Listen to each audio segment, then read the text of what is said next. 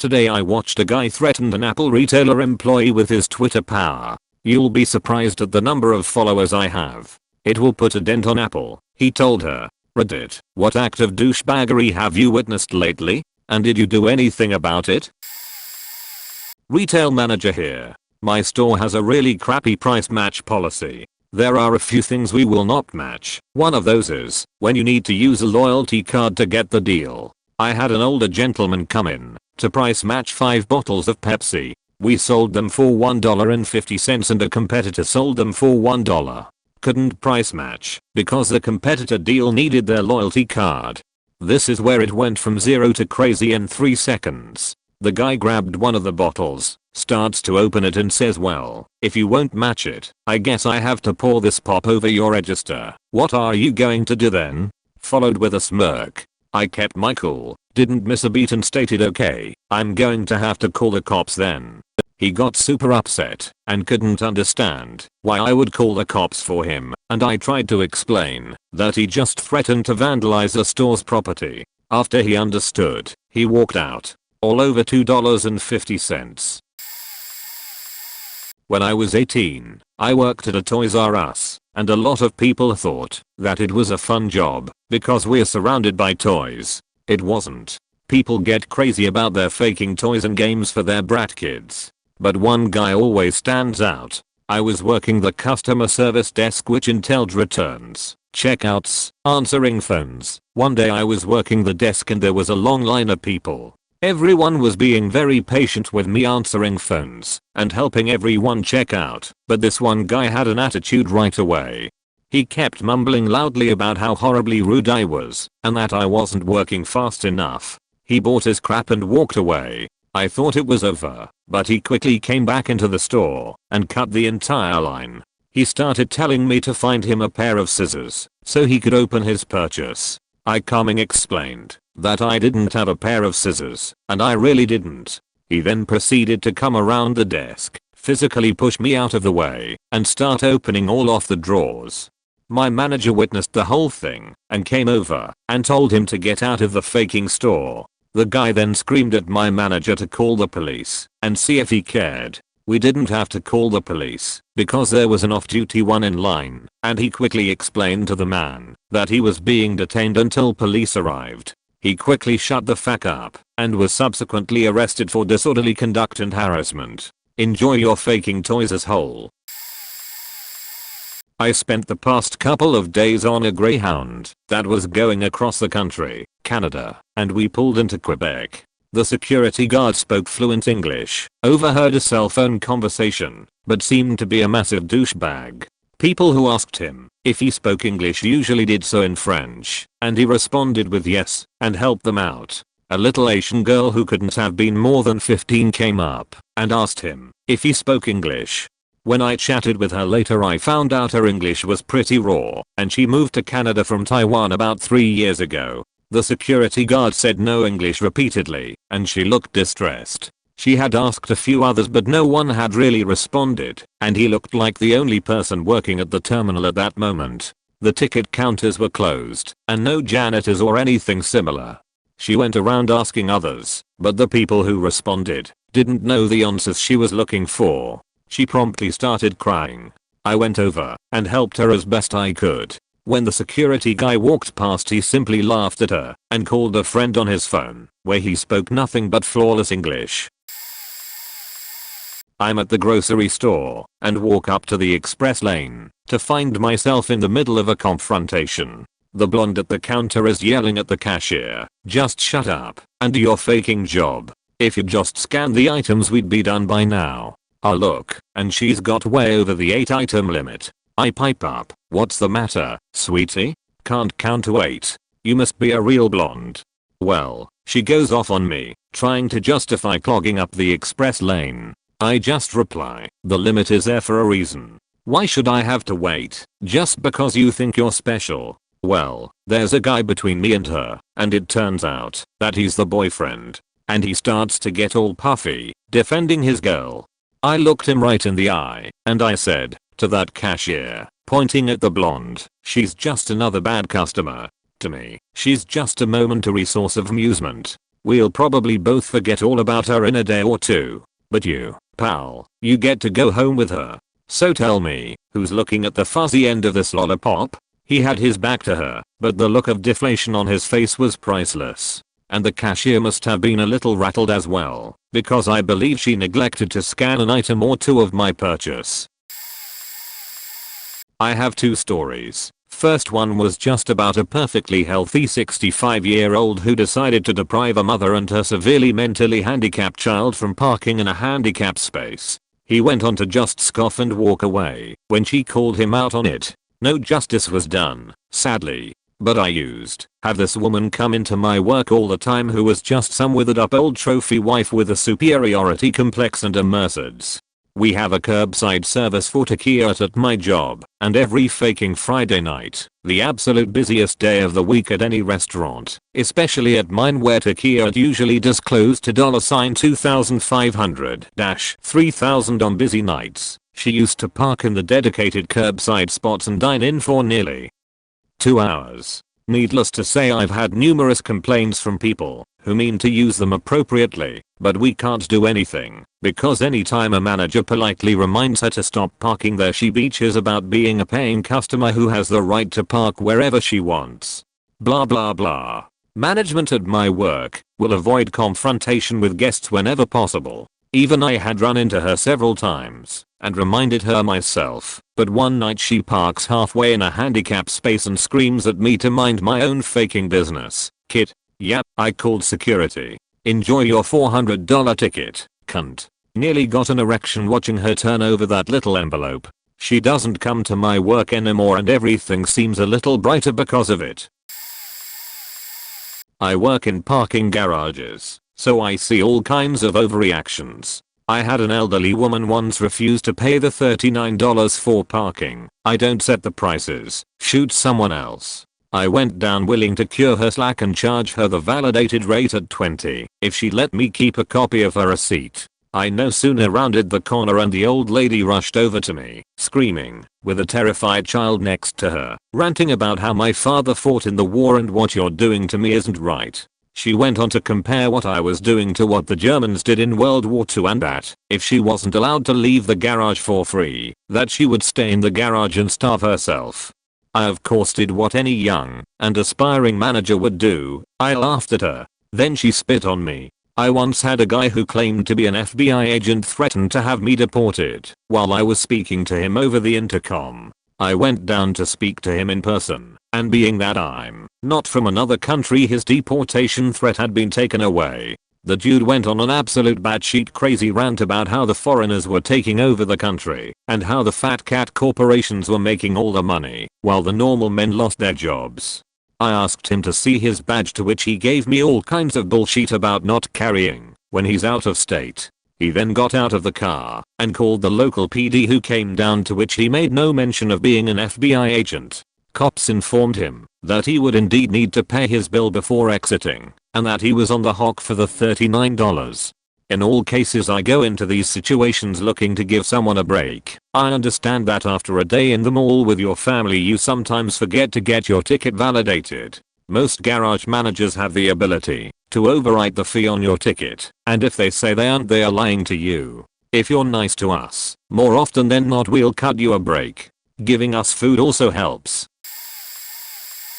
I don't know exactly where the mantle of douchebaggery rests in this case, but check this out. I was on a subway going back to the Bronx not too long after moving here from Brooklyn. A guy and his girlfriend get on the D train at 34th Street, which is tourist central. There's a rather grizzled looking dude who looks like he's had a long day at work. It's a Saturday, by the way, and he's leaning on a pole reading a newspaper. The guy who gets on the train kinda looks at this guy weird and says something about the fact that the guy's leaning on the pole. Now, I'm not 100% sure that this guy and his girlfriend were tourists, but they had something of a weird Midwestern accent and just, I dunno, didn't seem like New Yorkers. Does that make sense to anyone? I'm sitting in a nearby seat reading a book, but I begin to notice that something is occurring stage left. The guy who was leaning on the pole turns around and says, "Listen, leave me the fuck alone. Seriously, you do not want to fuck with me. Please leave me alone." The guy's girlfriend kinda clutches him to pull him away, but this guy wants his day in court. He gets a little more serious and starts to lightly berate the guy and explain the selfish issue of leaning on a pole on the train. Mind you, the train car is nowhere near full, but there aren't any seats available. No one was jockeying with this guy for the pole he was leaning his back on, but the maybe tourist guy wanted to make a point and was making it. The guy repeats, again, listen, leave me the fuck alone. I'm telling you to just please stop talking and leave me alone. He's weirdly calm about this, like he's reading a shopping list to himself. The maybe tourist girl pulls a bit more forcefully at her man's shirt and tells him to just drop it. This dude is not dropping it. He tries again to reason with this other guy. The guy drops the nonchalance and says, loud as hell, leave me the fuck alone. You want me to faking hit you? Leave me the fuck alone, or you're gonna get punched in the face. That's my word. The car is completely silent. A beat or two passes. Satisfied, the guy turns back around and returns to his newspaper. The maybe tourist just can't help himself. After the pregnant pause, he starts to say something. That's all it takes. Homeboy punches him in this faking way, like I've never seen before. There were a few people standing next to the three of them, and this guy faking angles and threads a punch to the maybe tourist's face in such a way that no one else gets hit. I can't explain it. It's like his fist was a homing missile connected to rubber. Craziest shit ever. He lands it squarely, and the guy gets thrown back clear into his girlfriend. Just about this point the train stops at the next station, and the girlfriend just forcefully yanks him off, while he clutches his bloodying nose in a daze. The train car is completely silent. You could hear a pin drop. An entire stop passes before anybody even talks to the person sitting next to them, if they were together. Then an older lady sitting at a window seat picks her book back up from her lap to return to reading, and then smiles and shakes her head, as if recalling a funny story. Welcome to New York, she says to herself. The entire car dies laughing. Let me preface this by saying that this didn't happen too recently, and I'm not sure if this is the thread it belongs in. It seems somewhat justiciable-y, but it's quite disturbing and sad. In 2003, I was working at Blockbuster when a customer came up to the register chatting on their phone, which was held between their tilted head and their shoulder, holding a baby in their arms. It's always been frustrating to help people out when they are talking on their phones, but I held my tongue because she was holding a kid and clearly busy. Anyways, she seats the kid right on top of the counter, and immediately, I ask her to continue holding her child, or put him on the ground, because the counter isn't a seat.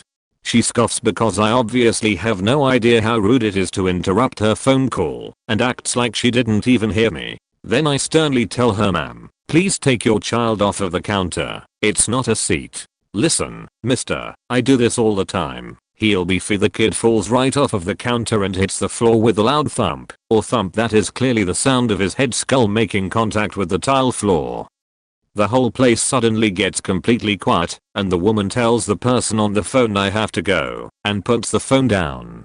The weird part is that the kid is just totally silent, laying there on the ground. He's still moving, but completely faking quiet. You'd expect crying or something.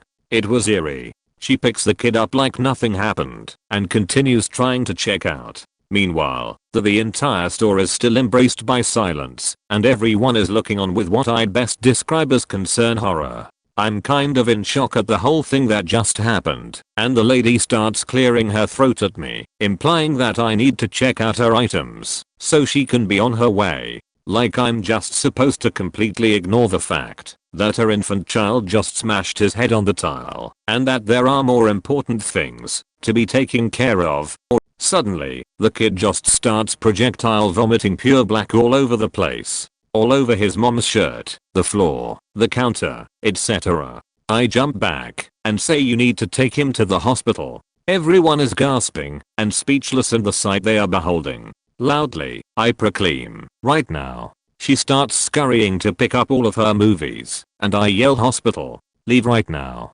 So she just ditches her movies and runs out the door to her car. Over the span of the entire interaction, everyone in the building, including my manager, had stopped what they were doing to turn their focus to the lady, her child, and myself. I remember telling my manager that I wasn't going to be cleaning that up, and she closed the store early and let us go home for the night. The memory of that night is still burned into my mind. I always wonder what happened to that kid. Jesus Christ. TLDR, Rude Moran gives her baby brain damage, or kills him, or something, and I will remember it forever.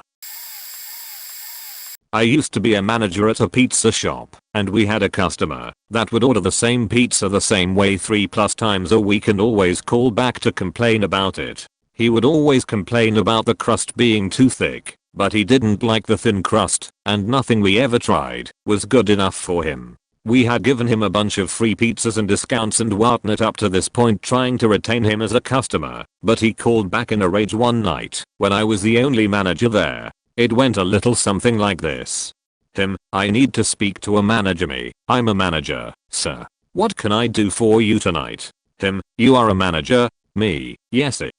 No faking wonder. I order pizza from this overpriced shithole multiple times a week and you always fuck up my pizza. The crust is always too thick, and you just aren't smart enough to figure out how to fix it. Me, sir, I'm aware of the situation. If our pizza really isn't to your liking, maybe you should consider trying something else.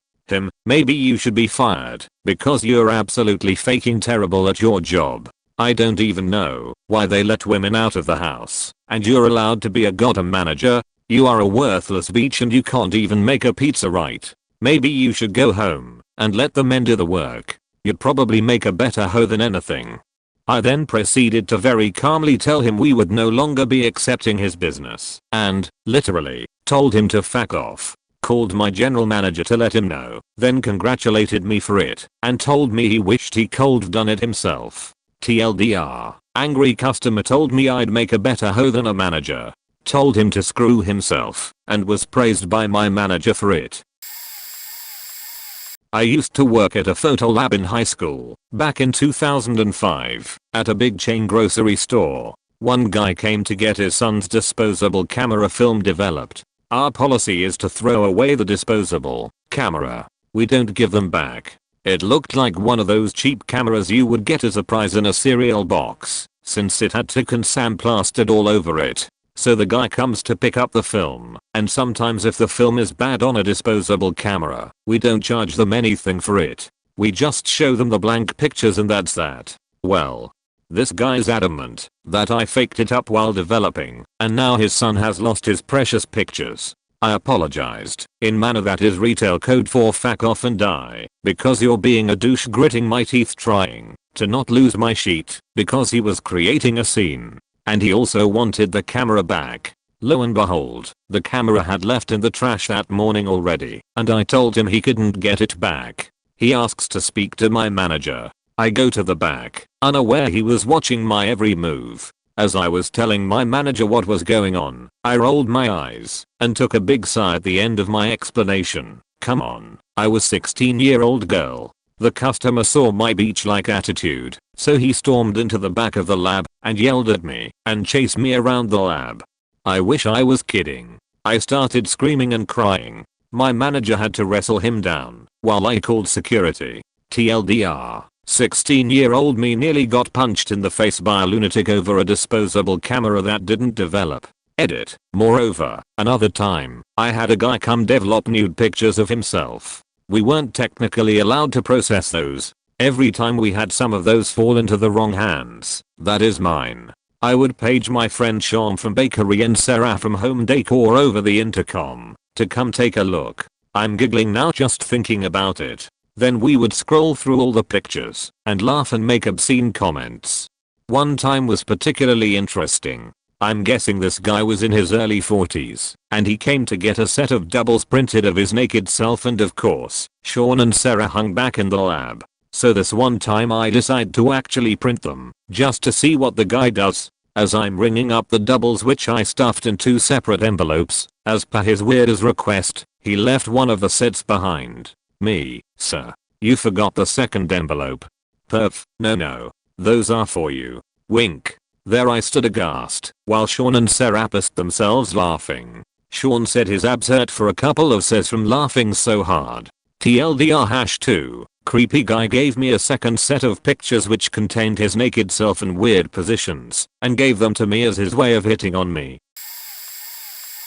I think I ran into the world's biggest douchebag. Seriously, I highly doubt many can top this guy's level of fuckfacery. So, during my college years I was at a grocery store and some total Jersey Shore bro looking guy pulled up in an Escalade. I went to OU, which is in the middle of nowhere, Ohio. That type of person just doesn't exist there. So, I was walking in, and he had all of his windows down, blasting Dad Booty by E40, and he was the only guy in the car. I chuckled to myself and proceed inside. While I'm in there I spot him down an aisle and I realized how short he was, about 5'4", but absolutely ripped.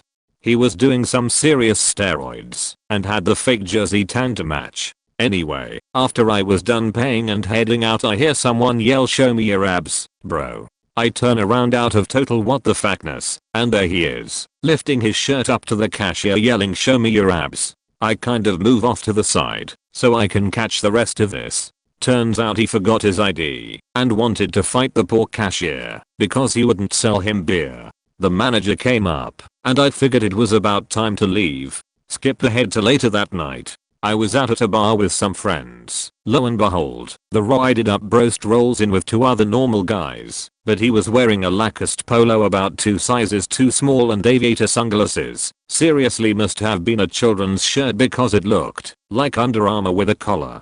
I told all of my friends about him, so we watched carefully. Anyway, the way the bar is set up, there's an island in the middle of the bar people can gather around. Broners for anyone that's ever been to Ohio University. My friends and I watched him attempt to hit on girls, but none were interested. He tried to interrupt some guy who was talking to 2 girls and I could tell they are about to get into it because both guys looked frustrated.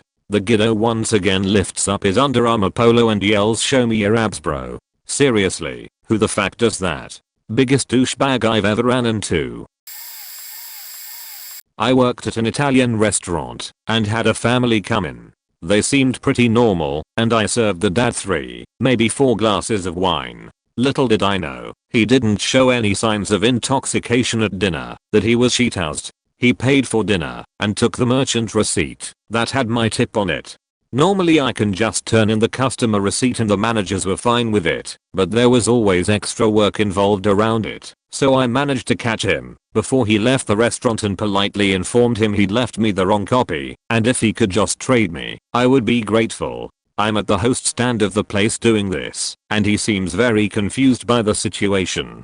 Then he started getting very angry. He finally figured it out, but not before yelling at me in front of a lot of people, "This is incompetence on your part," followed by him signing the receipt and docking me half my tip. My manager came up right after and asked what it was all about. I told him. He told me next time to just let it go. It was always a joke afterwards when something would go wrong, that it was incompetence on your part. TLDR guy told me I was incompetent because he took the wrong copy of a receipt. Just started my job at Safeway a couple weeks ago as a courtesy clerk. Bagger. They really stress customer service at Safeway, especially the store I worked at. One of the most important things was to always make eye contact with customers when you're walking through the aisles and ask if they need help with anything. So, naturally being a new employee I was doing everything by the books. I see a woman who looks like she needs something, and I'd go ask her if she needs help. Unfortunately, the service training didn't include how to visibly identify middle-aged cunts and avoid them.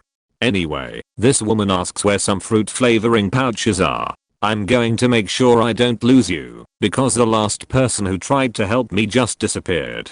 I try to get an idea of what she's trying to describe, and she proceeds to get frustrated when I lead her to the wrong items. No. That's not what I'm talking about. I'm remaining calm and patient, still trying to figure out what she wants, until she drops, "Listen, I'm going to tell you a little thing about customer service." This bitch had already wasted 10 minutes of my time, but I'm persistent to find what she wants despite her insulting my commitment to help. I tell her I'm going to ask another employee where the item is. I walk over to one of my co-workers and explain how I have a huge bitch on my hands who needs some fruit flavoring bullshit. He shows me where it is. I can't even remember what it was called, and I run back to find her and lead her to the item. She first asks, "Did you find it yourself, or did you have to have somebody help you?" In the snobbiest voice possible. I tell her I got help, but I think I found what she needed. She's happy at first to see that I found the right thing, but apparently we didn't carry the flavor she wanted. "Oh darn, you don't have the chocolate one. Well, thanks for nothing." Proceeds to walk away. "Thanks for wasting 20 minutes of my life, beach." I was in a Subway recently, merrily eating my sandwich and minding my own business. A middle-aged, slightly disheveled woman walks in and up to the counter. The nice, young lady working the counter greets her pleasantly. "Hi, what can I get you today?" There was a good 30-second pause while the customer peered into the glass at the assorted sandwich fixings. You know, I usually go to the other Subway.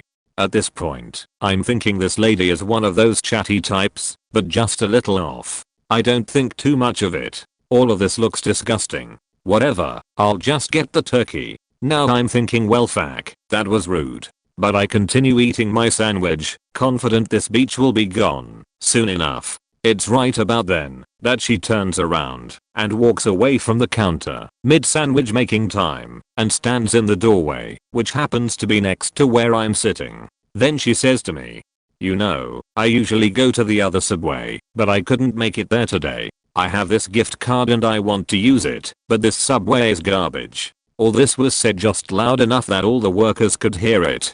So I, being offended for them, retorted, "Well, you didn't have to come here. There's nothing else around here. We're on one of the busiest streets in insert city here. There's a lot of good food around here. Well, I wanted to use this gift card, so here I am. I got the turkey. Everything else looked nasty. What did you get?"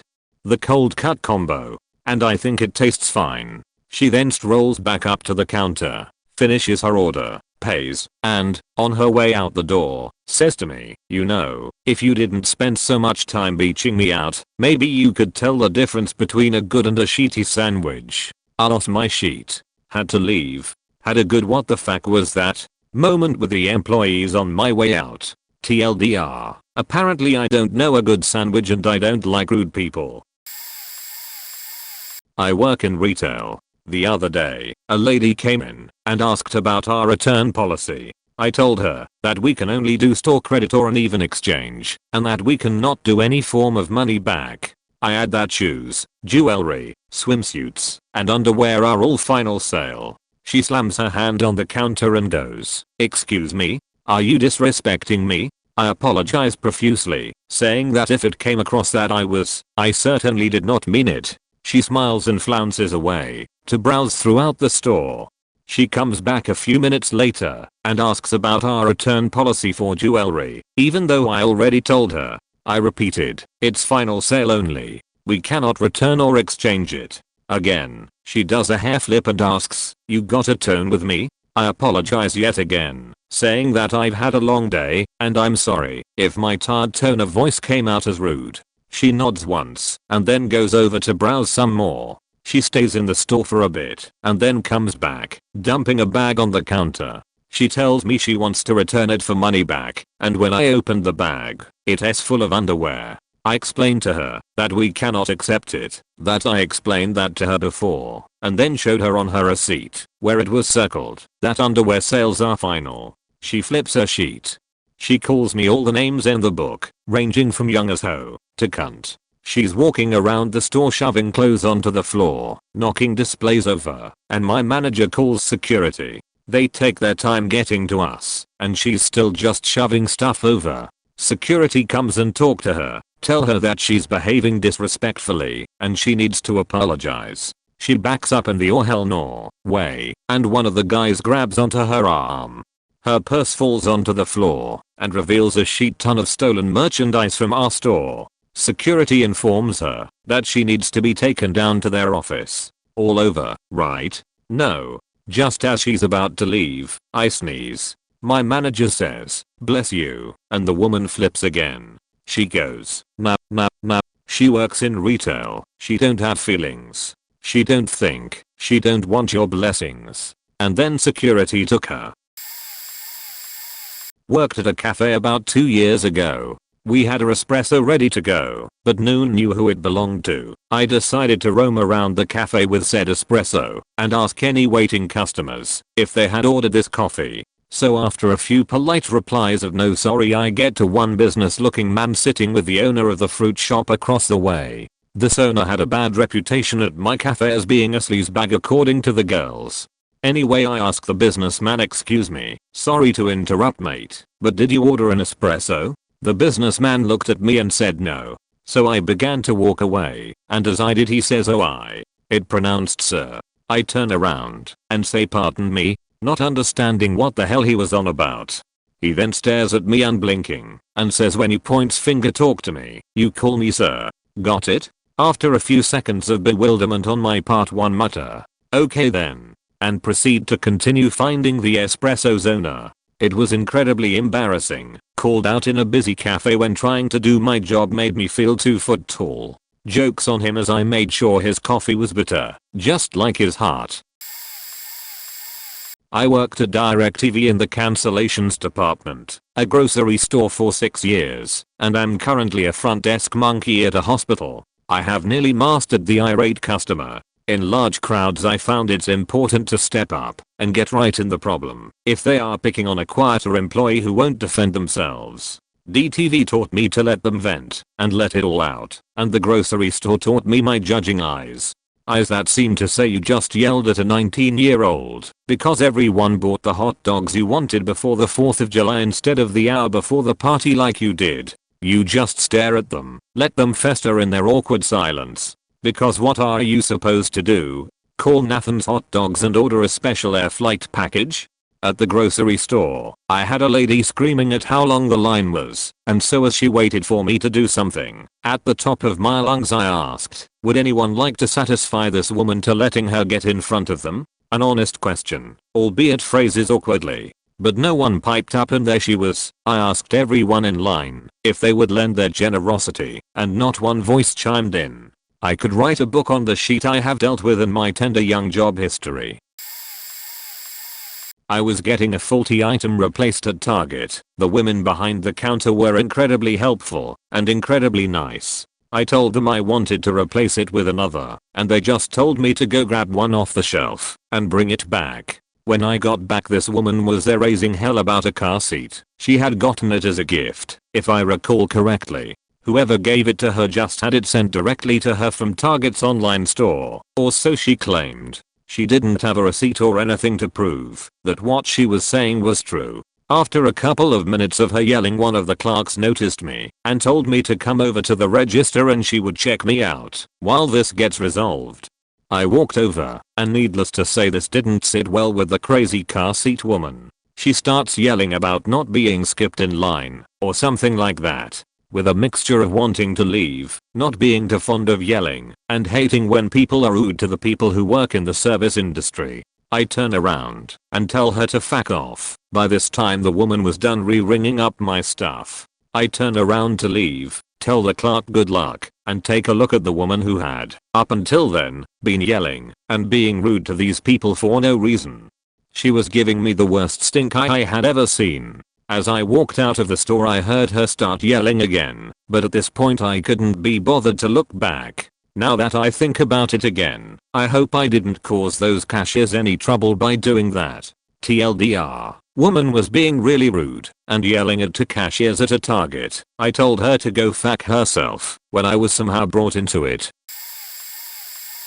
I used to work at Office Maximum about a year ago. I was the only cashier at the time, and I had an older gentleman come up to me wanting to return something. I'm pretty positive it was an electronic item in which we need the exact receipt or the customer's driver's license. I told the customer I would need his receipt and he flipped sheet saying I just bought this. I never got a receipt, which is bullshit, because we have to give you your receipt. Anyways, he starts screaming and yelling at me. Mind you, I'm a small 18-year-old female at the time. But after he starts yelling at me, I call for another cashier to take the line down while he screams at me, and the other employees can hear him on the radio. My female boss, who is a biker babe, comes up and asks what the problem is. I tried to tell her what I was doing and how I was doing it, but the customer got louder and I stopped talking to let him finish. She said everything I was doing was correct and told the guy that we need a receipt or a driver's license. He said he had gotten it taken away for a DUI, which made me laugh on the inside. He then got into his wallet and started throwing his credit cards at the manager and I. We just stood there with smirks on our faces. Then his wife comes up and asks what's going on. She was so calm and polite I felt sorry for her. She gave us her ID and the item was returned. The guy started picking up his credit cards and mumbling that I needed an attitude adjustment. After he left, I noticed a few of his cards were on the ground from him throwing them at us. Gave them to the manager and that was that. Typed on an iPhone. Sorry for any typos. This one was a while back, but I always get a laugh out of it. I was working as the lead kitchen worker at a local Italian place back home. I was the only one on shift that night, and it was fairly slow, so me and my manager were shooting the sheet in the back waiting for the clock to tick down, because I had everything done already. About 5 minutes after I sent a gorgeous looking pizza out, it comes back, and the waitress is pale as a ghost. My manager runs up to her, they talk for a moment and my manager shoots a look back at me then goes out on the floor. I honestly was shocked. That pizza was faking perfect, and I very rarely made mistakes, thinking someone had an allergy that I missed on the ticket or something. A few moments later my manager comes back and asks, did you salt this guy's pizza? I paused for a moment, and with honest sincerity I replied, do we have salt back here?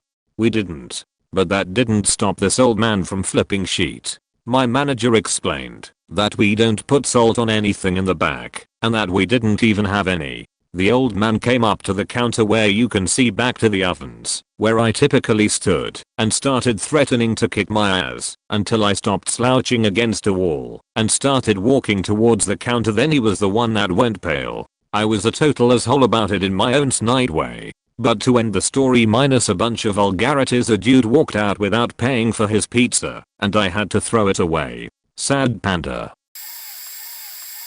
All of this douchebag behavior you guys are talking about, it creates an expectation among managers, particularly restaurant managers. If you're a restaurant manager and someone has asked to speak with the manager, it's generally because they are upset and want to complain. So if I go out to eat and have a good experience, I fuck with the waiter and the manager in the following way. When the waiter brings the bill, they almost always ask, will there be anything else? I say yes. I'd like to speak with the manager, please.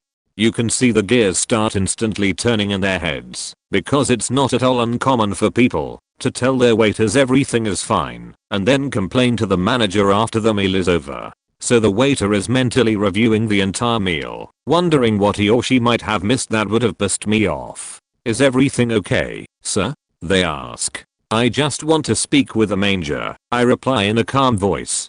Minutes later, the manager will come out, and you can see on their face that they're bracing themselves. They're expecting at the very least having to deal with an upset customer, and they're plotting likely avenues of resolution. I'm the manager, they say. Can I help you with something? Yes, I reply. I just wanted to let you know that everything was great tonight. Food was fabulous, and the service was excellent. Our waiter was very attentive and professional, and we were well taken care of. Very often, it takes the manager a couple of seconds to shift gears. One time, I actually had a manager who was clearly trying to figure out what my angle was, like I was trying to somehow sneak in a backhand complaint amid all my praise. So the next time you go out to eat, or the next time you get good service anywhere, like on a tech support call or something, ask to speak with the manager, and let him know that you had a good time. I used to work at Walmart as a customer service manager. On Black Friday about 5 years ago, I was patrolling the front checkout lanes like a boss, just basically running back and forth between registers, helping cashiers with problems, doing the occasional register override, or what have you, also helping deal with irate customers. Being Black Friday, the freaks are out in force, just being total assholes about the dumbest shit imaginable. Anyway, so this guy's talking to one of my cashiers about getting a toaster for deep discount. It was a super fancy $200 toaster. He wanted like 80% off or some shit, and he's getting more and more irate by the second. This cashier was new, so she was starting to visibly freak out and was on the verge of tears. I go over and try to calm the customer down to see if he'll settle for a lesser discount. The line is backing up behind him, and he keeps screaming about how unfair the whole thing is. Finally, it reaches a boiling point when I tell him that the 80% discount he was suggesting was impossible. Our head security guy was out that day, an ex-marine and ex-cop who was a total badass and took shit from no one. He had been monitoring the store and patrolling in plain clothes throughout the day, and the yelling from the altercation had apparently attracted him to the register, so he was hanging back, kind of in the background trying to look nonchalant, but keeping his eye on everything. So, the customer has decided to go full retard at this point and proceeds to pick up the toaster. It was a big heavy box and heft it as if to throw. Now, I figure this guy is going to throw it at me, so I move to brace myself from the impact, but no, he's too big of a scumbag for that. He throws it at the cashier, who was barely even 18, working her first real job on the most terrible, stressful shopping day of the year. Welcome to the wonderful world of employment, baby.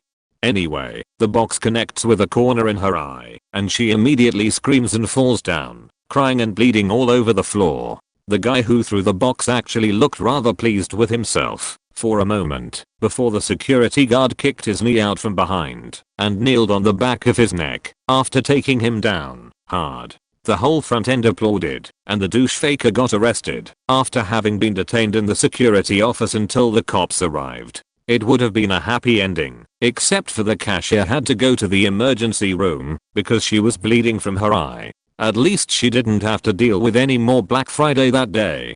TLDR, some bastard injures a cashier with a toaster, gets totally dominated by the security guy and arrested. Also, fuck Black Friday. Douchiest person I've had to deal with as a cashier was a woman who wanted to buy a pre-made package of protein shakes or something. Alas, one of my coworkers put the sale sign in the wrong spot, so the woman thought they were $3 cheaper than what my register rang. She flipped out on me. I tried to explain that I had to call and have the price checked to verify that the sign was in the wrong spot, because then I could give it to her for the price she thought it was. If she just didn't read the sign properly, I couldn't adjust the price without getting in trouble with the manager. But nope, she was having none of that, because she was the customer and customers are always right. Not true, sorry guys, because she wanted to leave, and because masses is so much better. I didn't get that last bit though, because my store wasn't nearly on the same level as masses. I kept apologizing and saying there was nothing else I could do for her, but apparently that wasn't good enough. Luckily I was saved by the customer behind her kindly telling her off for me when I couldn't. Eventually I was able to give her the drinks for the price she wanted, because I was called back and informed that the sign actually was put in the wrong spot.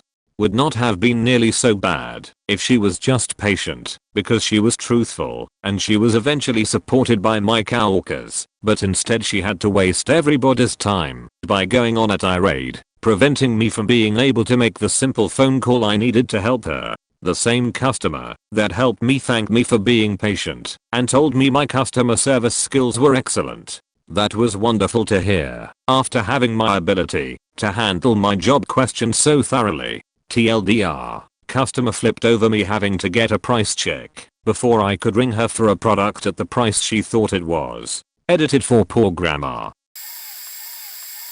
I used to work for a store that sold computers and such. I was in the computer department. I picked up the phone to an angry customer complaining about a piece of sheet printer. He started yelling at me as soon as I answered the phone, and I waited for a pause. I warned him that if he continued to swear I would hang up on him. I don't care. I need help with this faking print. // Hello, computer department, were you the one who I was speaking to about my printer? Yes sir, I was. Can I assist you? First off, don't you dare hang up on me. Now this faking print. Hello, computer department, I want to speak to your manager. Please hold. I then explained it to my boss and he picked up the phone. Hello, this is the manager. How can I help you, sir? You can't verbally abuse my staff. If you continue we won't be able to help you. He swore again, so I hung up on him. Hello computer department. Manager guy speaking. Well, that's fine, sir. As long as you're calm we can definitely look at that printer you purchased. Just bring it down. So the guy brings it down. Faking retard didn't take the plastic covers off the cartridges before installing them.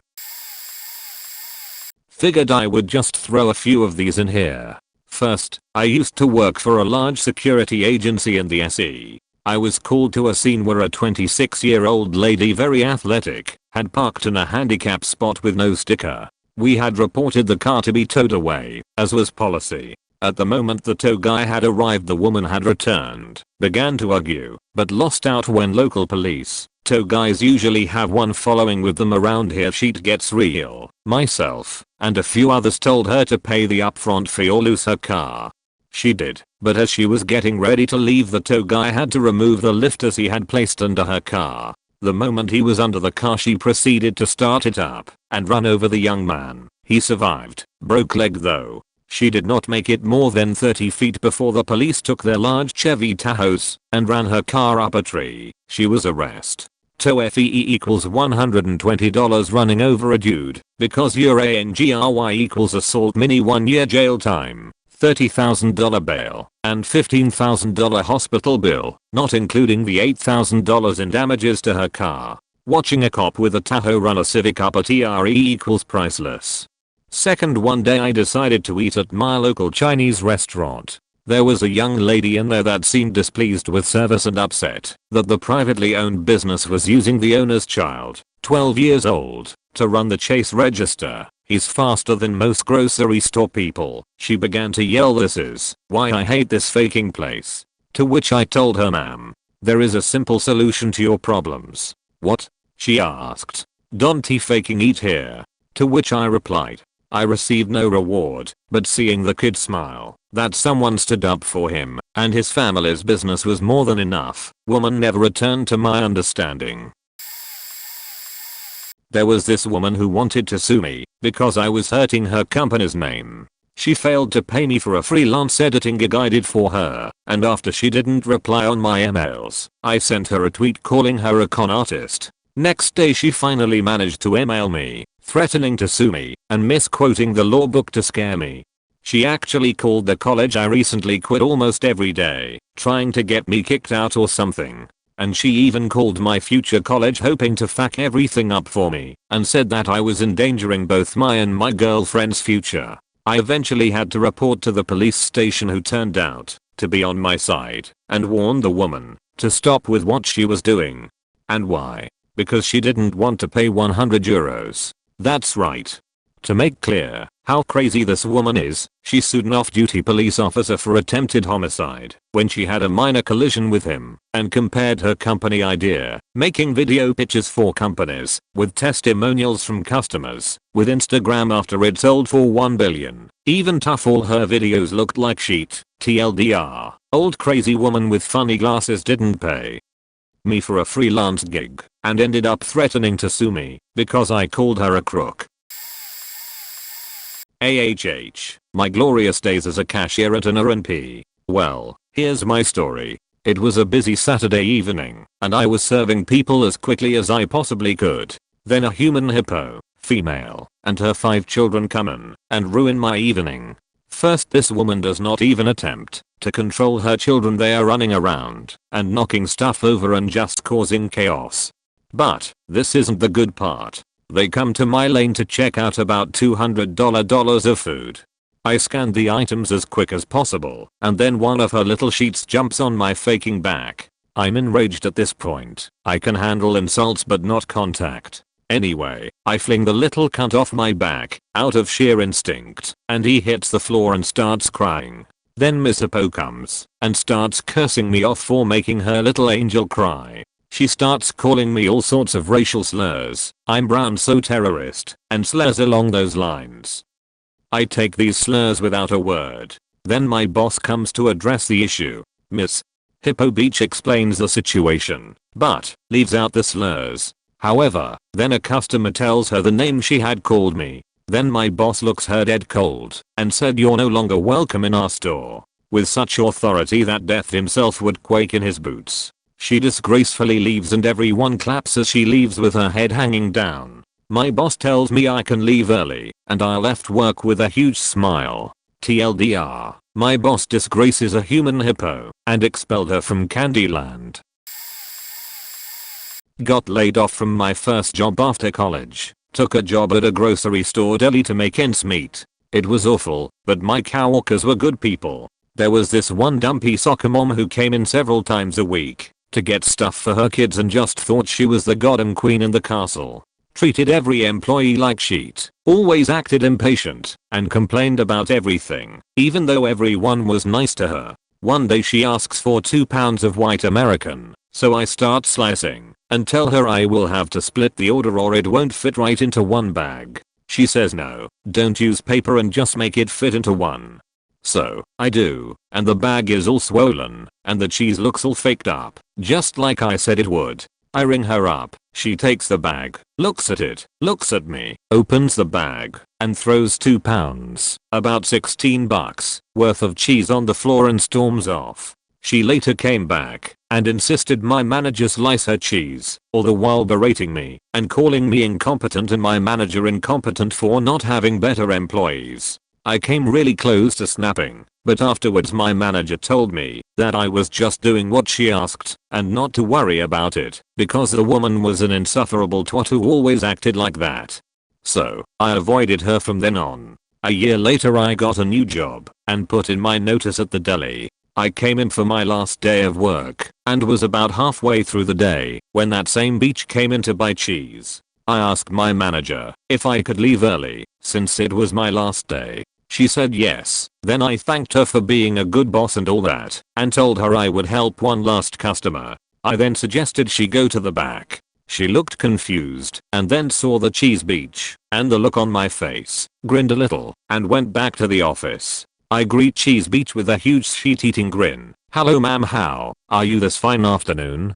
I want 2 pounds of white American and see if you can figure out how to do it right this time. Since they haven't replaced you yet for some reason." I casually sliced 4 slices of cheese into the palm of my hand, looked around to make sure no one was watching, leaned across the counter as though I was offering it to her, and slung the cheese into her face. It smacked against the center of her pie hole and stuck there momentarily until she reached up and flung it away. Her eyes were so big I thought her head would explode. She started breathing hard, stammering, trying to figure out what to say when I interrupted and casually said, "I have watched you treat everyone in this place like shit for the last year and a half. Slice your own goddamn cheese, you fat ugly cunt." I hadn't planned on going that far with it, but it happened. She started to yell and scream for a manager, so my manager came out. The cheese cunt demanded I be fired on the spot, so I just said I quit and skipped out the door. Went back there a month later to see people, and they said the cheese cunt still came in for cheese and had stopped giving them shit. They also said she stood way back from the counter and would not approach until her cheese was in a bag. TLDR, fed up with cheese cunt, cheesed her in the face and bailed. While driving home one afternoon I saw a car ahead of me pull over to the shoulder. One car passed him, and then while a second car passed, the gentleman tried to merge back into the road. He hit his brakes to avoid a collision, and I let him merge in front of me. This guy who was just cut off was clearly enraged as he started tailgating the car in front of him. We made it to a stoplight and the man began getting out of his car to go confront the other driver who had cut him off. The light changes before he gets to the driver, so he scrambles back into his car and speeds up to again start tailgating the other car. I see this happening and immediately know that something is up, so I follow the other 2 cars. I don't have to follow them far, as the man in the first car actually turns into my neighborhood. The enraged man follows, and I follow too. We get to the first man's house, and I pull over across the street and watch as the enraged man parks his car and storms out, yelling and cursing the whole time. The man being yelled at is much larger than the other man, about 40 years old, and has a very meager and passive stance. The other man is a short guy, probably in his late 50s, and is raging at the top of his lungs about how the other guy's an asshole for cutting him off, and he should knock the guy's teeth out right then and there. He pushes the man a few times, who does nothing to retaliate. This is where I chime in. I roll down my window. I'm still in the car. I'm 5 minutes and 11 seconds, and 180 pounds. I'm not the biggest guy around, and I've never been in a fight, but I can tell when something is wrong and requires action, and say, is there a problem here? This sets the older man off, who starts walking over to my car to confront me now. I roll up my window, lock the doors, and just poke a face at the man who is now banging on my window, yelling at me to get the fuck out of the car and face him. I turn to my girlfriend and tell her to call 911 as this guy is clearly loosing his sheet and is being highly aggressive. I tell the man we are calling the police. He rages at me some more, then goes back to the other man and rages at him some more. He then gets back in his car and drives away, but not before I write down his license plate number. I go out and ask the other gentleman if he is okay. He says he is and thanks me for doing what I did. The police have not arrived yet, so I chat with this man for a few minutes. Turns out he was a lifelong martial artist, having practiced karate for over 2 decades. He was also wearing a Star Wars shirt. Awesome. He could have easily taken the raging man in a fight, but chose to stay passive and try to talk him down. We both agree that the man wasn't a bad guy, but was probably just having a bad day. When the police arrive, we give him the scoop and tell them the only concern is that if the man comes back, the police say they will watch the area for him, and we go our separate ways. My heart was racing the entire time, but in the end I felt it was the right thing to do, and I'm glad I could help out in a way which resulted in nobody getting hurt. I used to work in a nightclub in a fairly shitty part of town, and always got lumbered with the difficult customers. In the UK there isn't a tipping culture, so all my friendly customer service was purely for the love of the job professionalism. One night the typical douchey clientele enter en masse already super drunk and obnoxious, and yell 5 lagers no please no thank you, but I smile politely and get their order. After several rounds their orders become more incoherent, and I bring them 5 lagers as requested. The ringleader immediately yells that his order is wrong, he wanted 3 lagers and 2 vodka. Before I have chance to rectify his mistake, a pint glass goes flying past my head, shattering on the wall next to me, showering me in glass. I politely tell the customer I'm going to kill you, before leaping off the bar and beating him half to death. The bouncer's doorman just held his friends back and watched. After my manager came and pulled me away, all he could do was laugh and escort the men off premises. If you behave like an idiot in my bar, you leave on a stretcher. TLDR, pint glass is thrown at a polite young man. Young man brings the pain. This already has a billion comments, so this will be buried, but I tell this story every single time I can. The year was about 1997 or so. I was working as an in-store marketing manager for a Best Buy-like chain of stores in the Northwest. This particular afternoon I was in the tech shack with the computer technicians going over customer repairs to find opportunities to make them happier. Yes, back then, when computers cost $1,500 for a base model and hand margins, we did this. Anyway, I'm in the shack with the techs, and the CMS comes in with huge eyes and a bewildered look on her face. This man, he has a computer and, well, maybe you should come talk to him. The tech went out, and I followed to act as a customer advocate, as was part of my job. Jenny's. This is Jenny's, and I can't faking get it to work. He was an older man, maybe 70, and pissed off. He had some sort of Mac Quadra system, fairly high end for the time, in what looked like immaculate shape. The tech asked who Jenny was. He screamed, "It doesn't faking matter, this faking thing doesn't work.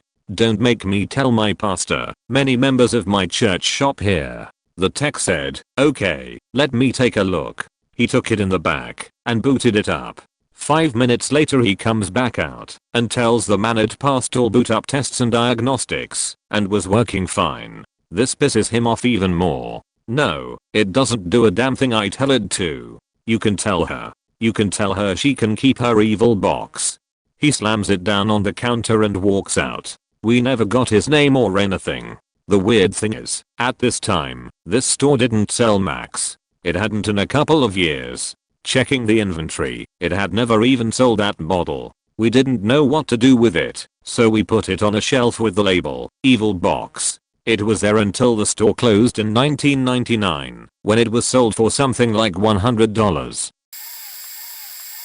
The biggest douchebag act has to be while I was trying to check into a hotel that I was staying at for work down in Vancouver, BC.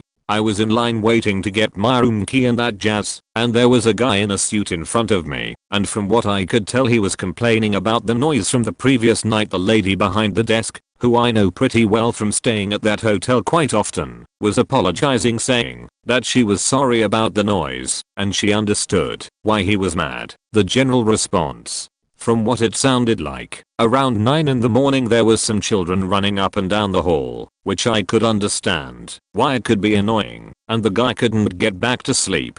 After about 5 minutes of this guy bitching about the noise, the lady offered him 50% off his room. By the way, he finally freaks the fuck out and starts screaming, "Do you know who the fuck I am? I'm a fucking realtor. I sell houses to scum like you. Me and my office run this town. You're one mass mile away from losing the business of every realtor and mortgage broker in the country." After he says this, he turns to this trophy wife looking girl and goes, "Honey, get my fucking business cards." This chick runs to his convertible, which he'd left running for the last 10 minutes I'm assuming, and gets this stack of business cards and hands them to him. This guy fucking throws a stack of about 20 business cards at this lady behind the desk.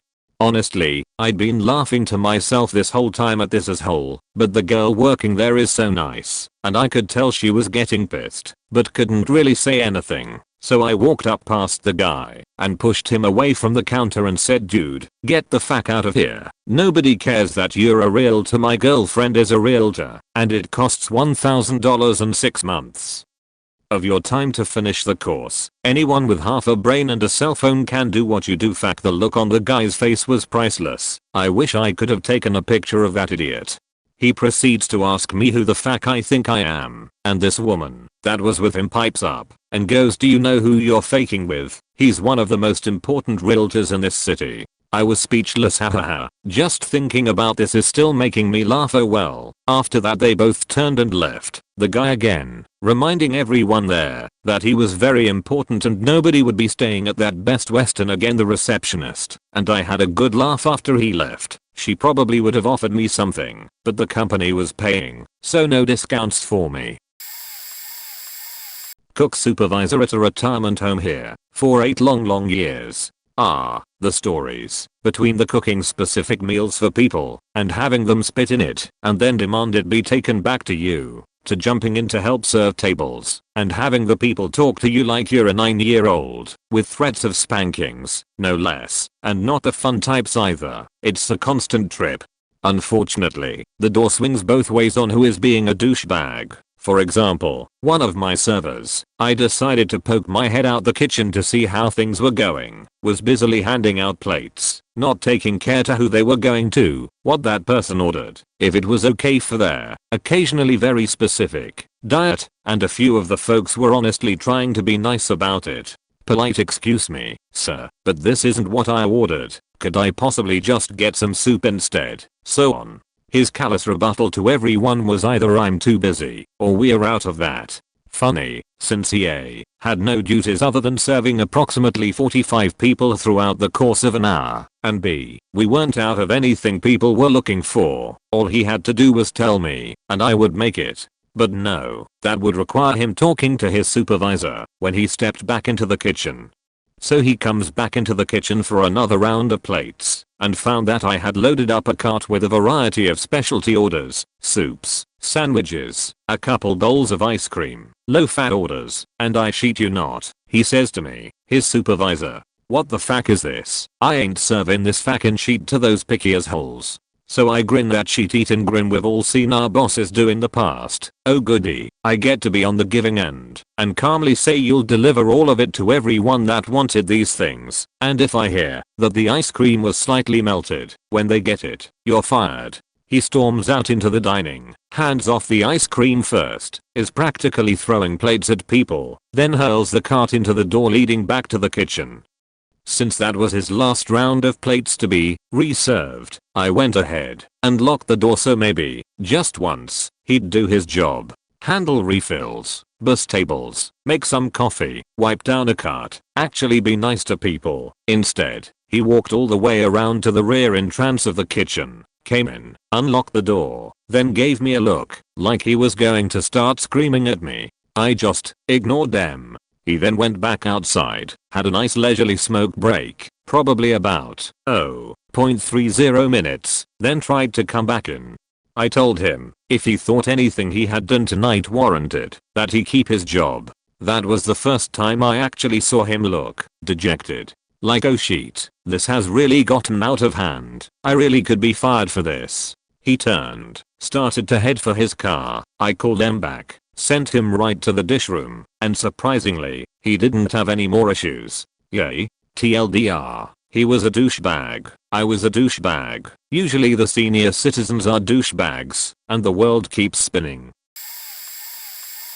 A few weeks back I was at a concert. It was a folk rock concert, so it was a fairly lax crowd, even though everyone was super into the show. We were standing right in front of the stage, and had camped out there for a while before the show started to reserve our spots. A girl was standing next to me, and we made small talk before the show. She was nice enough. Fast forward to halfway through the main act set. This guy who was about 45 to 50, not really the age demographic of the show, moves up to the front and pushes the girl standing next to me off of her feet and she goes flying. I was not okay with this, and turn around, and I'm directly in this guy's face. Note, I'm a girl, about 125 pounds, and about 5 feet 7 inches tall, and he was a few inches taller than me. I start yelling at him for pushing her out of the way, and telling him he needs to give her her spot back, and apologize for pushing her over because no real man does something like that.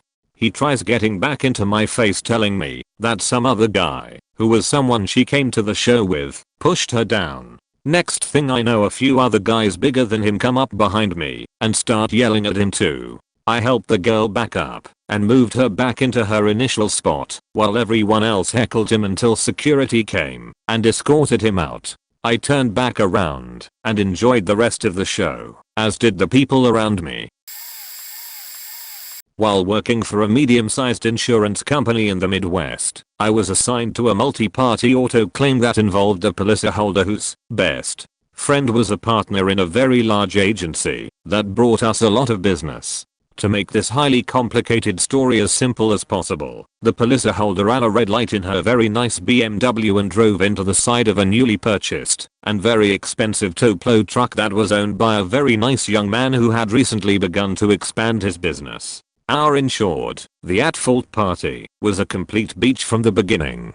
She constantly called, demanding to see all of the paperwork involving the other party, including his current medical records, which, of course, is highly illegal. She also stated very emphatically that she wanted her car repaired, no matter what, regardless of the amount of damage to it. I even had her on a conference call with her friend, the agency partner, and 2 of my bosses, so that everyone could hear the insanity. We agreed to fix the car, even though it was clearly a total loss, and even took a hit on our end due to the pressure from the agency. While this was going on, the driver of the truck who was not at fault was unbelievably kind, patient, and understanding of the entire bullshit process involved with filing an insurance claim against another party. Not only was he injured, but his business was taking a serious hit.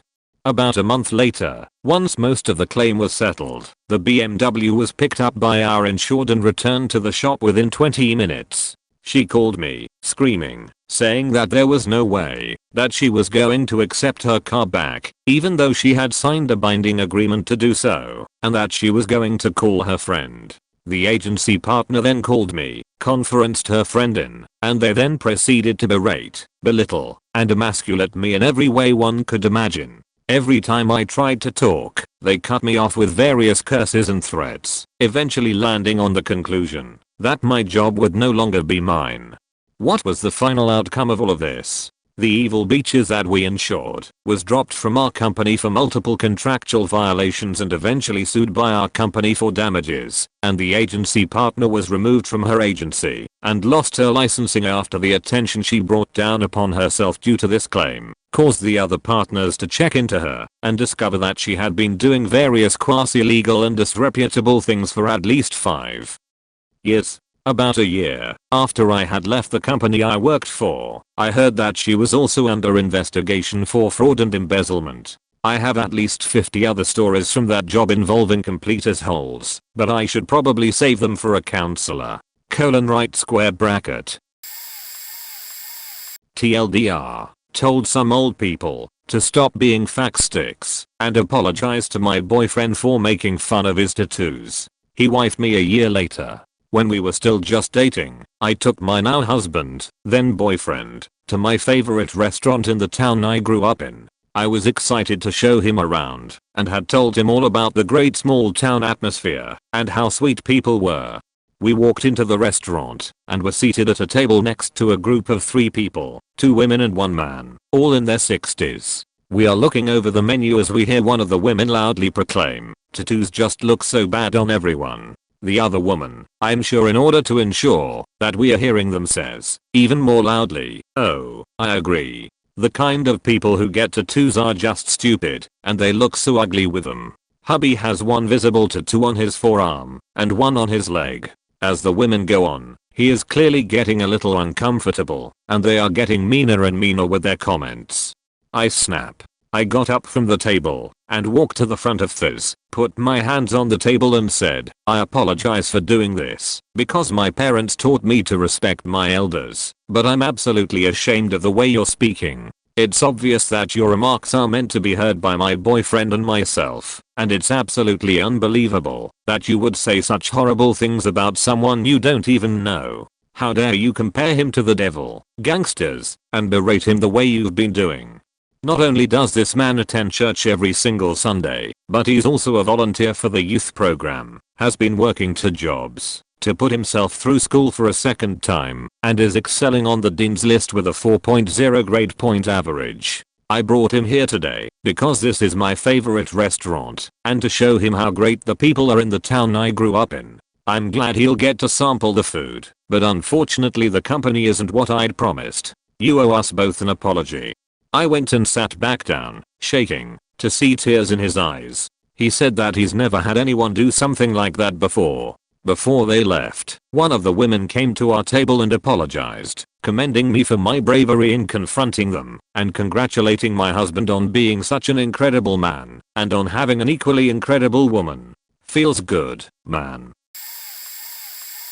I used to work at Best Buy, so I've witnessed plenty of douchebaggery, but this one has always stuck in my mind. This family came in once, and I think the whole lot of them are psychotic. Anyway, the mother comes up to my register, puts down about 15 CDs on my counter, so I scan all of them, and the total was 100 plus. So she yells at me about how expensive they are, even though with 15 CDs it's not hard to estimate. Anyway, I calmly tell her, "Yeah, sorry, that's the price." And she sits there for about 10 minutes and decides to only buy 2. By now there was a pretty big line building up, and I was the only cashier.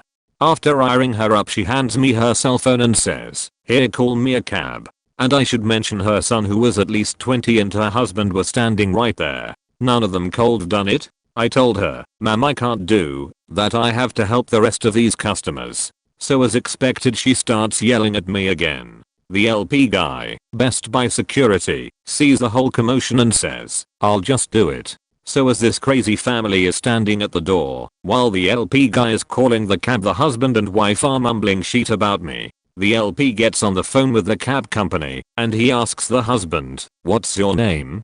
"Man, Thomas." LP guy, "And what's your last name?" "Man, Thomas." LP guy, "Thomas is your last name?" "Man, yes." LP guy, "And your first name is Thomas?" "Man, yes."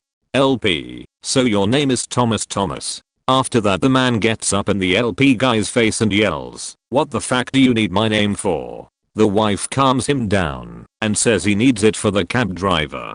The man gives a stupid look and mutters, "Oh, LP guy gets off the phone and the family goes out front to wait. The icing on the cake was when the son walked back in to buy a soda and attempted to hit on me. I brush it off and ring up the soda, and with a rude tone he says, "Well, can I have a bag?" So I bag the soda, one faking soda. I see him walk outside to join his parents, and yet he takes the soda out of the bag, throws the bag in the trash can, and drinks. Never have I seen such douchebaggery from a whole family. Came too late, but here goes. I worked in a boating, camping and fishing goods retailer for about 6 years, since the store opened. One day I pick up the phone, and I shit you not, this was the conversation. Me, "Welcome to This Is Lawyer Lady. Hi, I was in your store earlier, and I was looking at a tent. I want to put it on hold." Me, "Certainly. Which tent was it?" "The Austrail Capel." Me, "I'm sorry, I don't think we stock that. I will just double check the computer and with Cam, our camping expert, to see if it has come in under my radar. Just 1 second. Me, "Hi, sorry to keep you on hold. I have checked the computer and with Cam, and it would seem we don't have that in stock." What? I was just in there. Me, "Are you sure you are not mistaken for another tent? We have never stocked the Capel." I'm looking at the catalog that fat ugly man gave me." Me, "I don't think calling any of our employees fat or ugly is entirely necessary. Do you remember who you spoke to?" "The fat one with big teeth." Me, "Was his name Nick?" "I don't know. He was fat." Me, "You don't know because he was fat, or is that just the only way you can describe him? Short, tall, blonde, brown hair?" "He was fat and blonde." Me, "My guess is you chatted with Nick. Just 1 second, and I will try and get to the bottom of what has happened." Me, "Sorry to keep you again. I have chatted with Nick, and he is at a loss for what tent you are referring to. You said you have our catalog there. What page is the tent on?" "Page 128. Me, "Looking at our 6-page catalog. I'm terribly sorry, but it would appear you are not looking in our catalog. Ours is only 6 pages at the moment. What is on the front cover?" "Tents and sheet." Me, "Tents and sheet? You know, a lake and a faking sunrise." Me, "Our catalog has tents, fishing gear and t-shirts on the cover, so you are not looking at our catalog."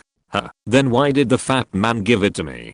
Me, "Nick may have given you one of the stockists' catalogs because they often allow you to read up on the products in greater depth and get better specs on a product. It sounds to me like you are looking at Austral's catalog. I could certainly order something from that for you on a special order." "And how long will that take?" Me, "It could be anywhere from 3 days to 4 weeks. It depends on when we receive our next order from Austrail. If you would like, I can put it on its own delivery, but you will need to pay for postage, which for a tent around that size could be up to $100. That is a faking joke. I was just there looking at it. You and that ugly fat man just don't want me to have it." Me, "Okay lady, I have been nice and patient, but you have spent this whole phone call being rude to me and disrespectful toward my coworker. My job here is not glamorous, difficult or requiring any kind of special skill. I like it that way because I study and like to come here and switch my brain off, but what my job does require of me is to sell tents. Why would I hide a tent from you? It does not inconvenience me to sell you tents. Selling tents, in fact, makes my day go faster.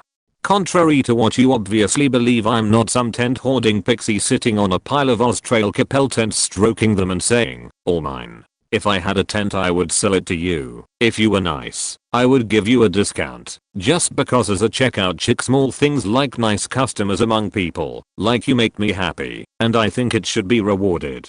In conclusion, I don't have any goddamn Capel tents." We will see about that. Hangs up me. Oh dang, I'm about to get myself fired. 20 minutes later. Small lady walks in with her small husband with an Austrail catalog. Him, "You Judy?" Me, "No, looking at my name badge. I'm lawyer lady. How can I help you?" Him, "Cut the bullshit. Where is your manager?" Me, "There," points to other side of register where my manager was standing because I had been telling him of the impending sheet storm. Him, "But, mate, you will want to hear this." Manager, "What's the trouble?" Him, "Where is the fat one?" Me, "He wants Nick." Hang on, pages Nick to the front end please. Nick appears with a small gathering of spectator staff. This silly beach and this fat guy are hiding tents from my wife. She came in and spoke to that one about this tent slams down catalog. She is saying yow skin crawl at band English, have never stocked it. Now I have been shopping here for 10 years and I have never seen her before. So she is full of shit, and what would she know? Who hires a faking woman in fishing store anyway? We want this faking tent and we are going away on the weekend. If you don't sell it to us, we will buy it elsewhere and complain to your head office that you are lying to customers. Me, Nick, Cam and myself are foundation members of the team of this store. We have been employed here since the 7th of October 2005. We did a week's training, then commenced building the store fittings and stocking this store from the ground up. This store has not been here 10 years. The company has only been in existence for 7 years.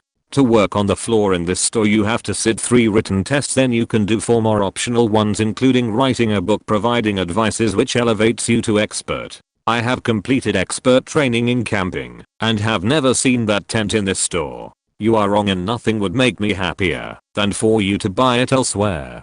He then threw 3 pairs of sunglasses from the counter display at me and the Austrail catalog and left.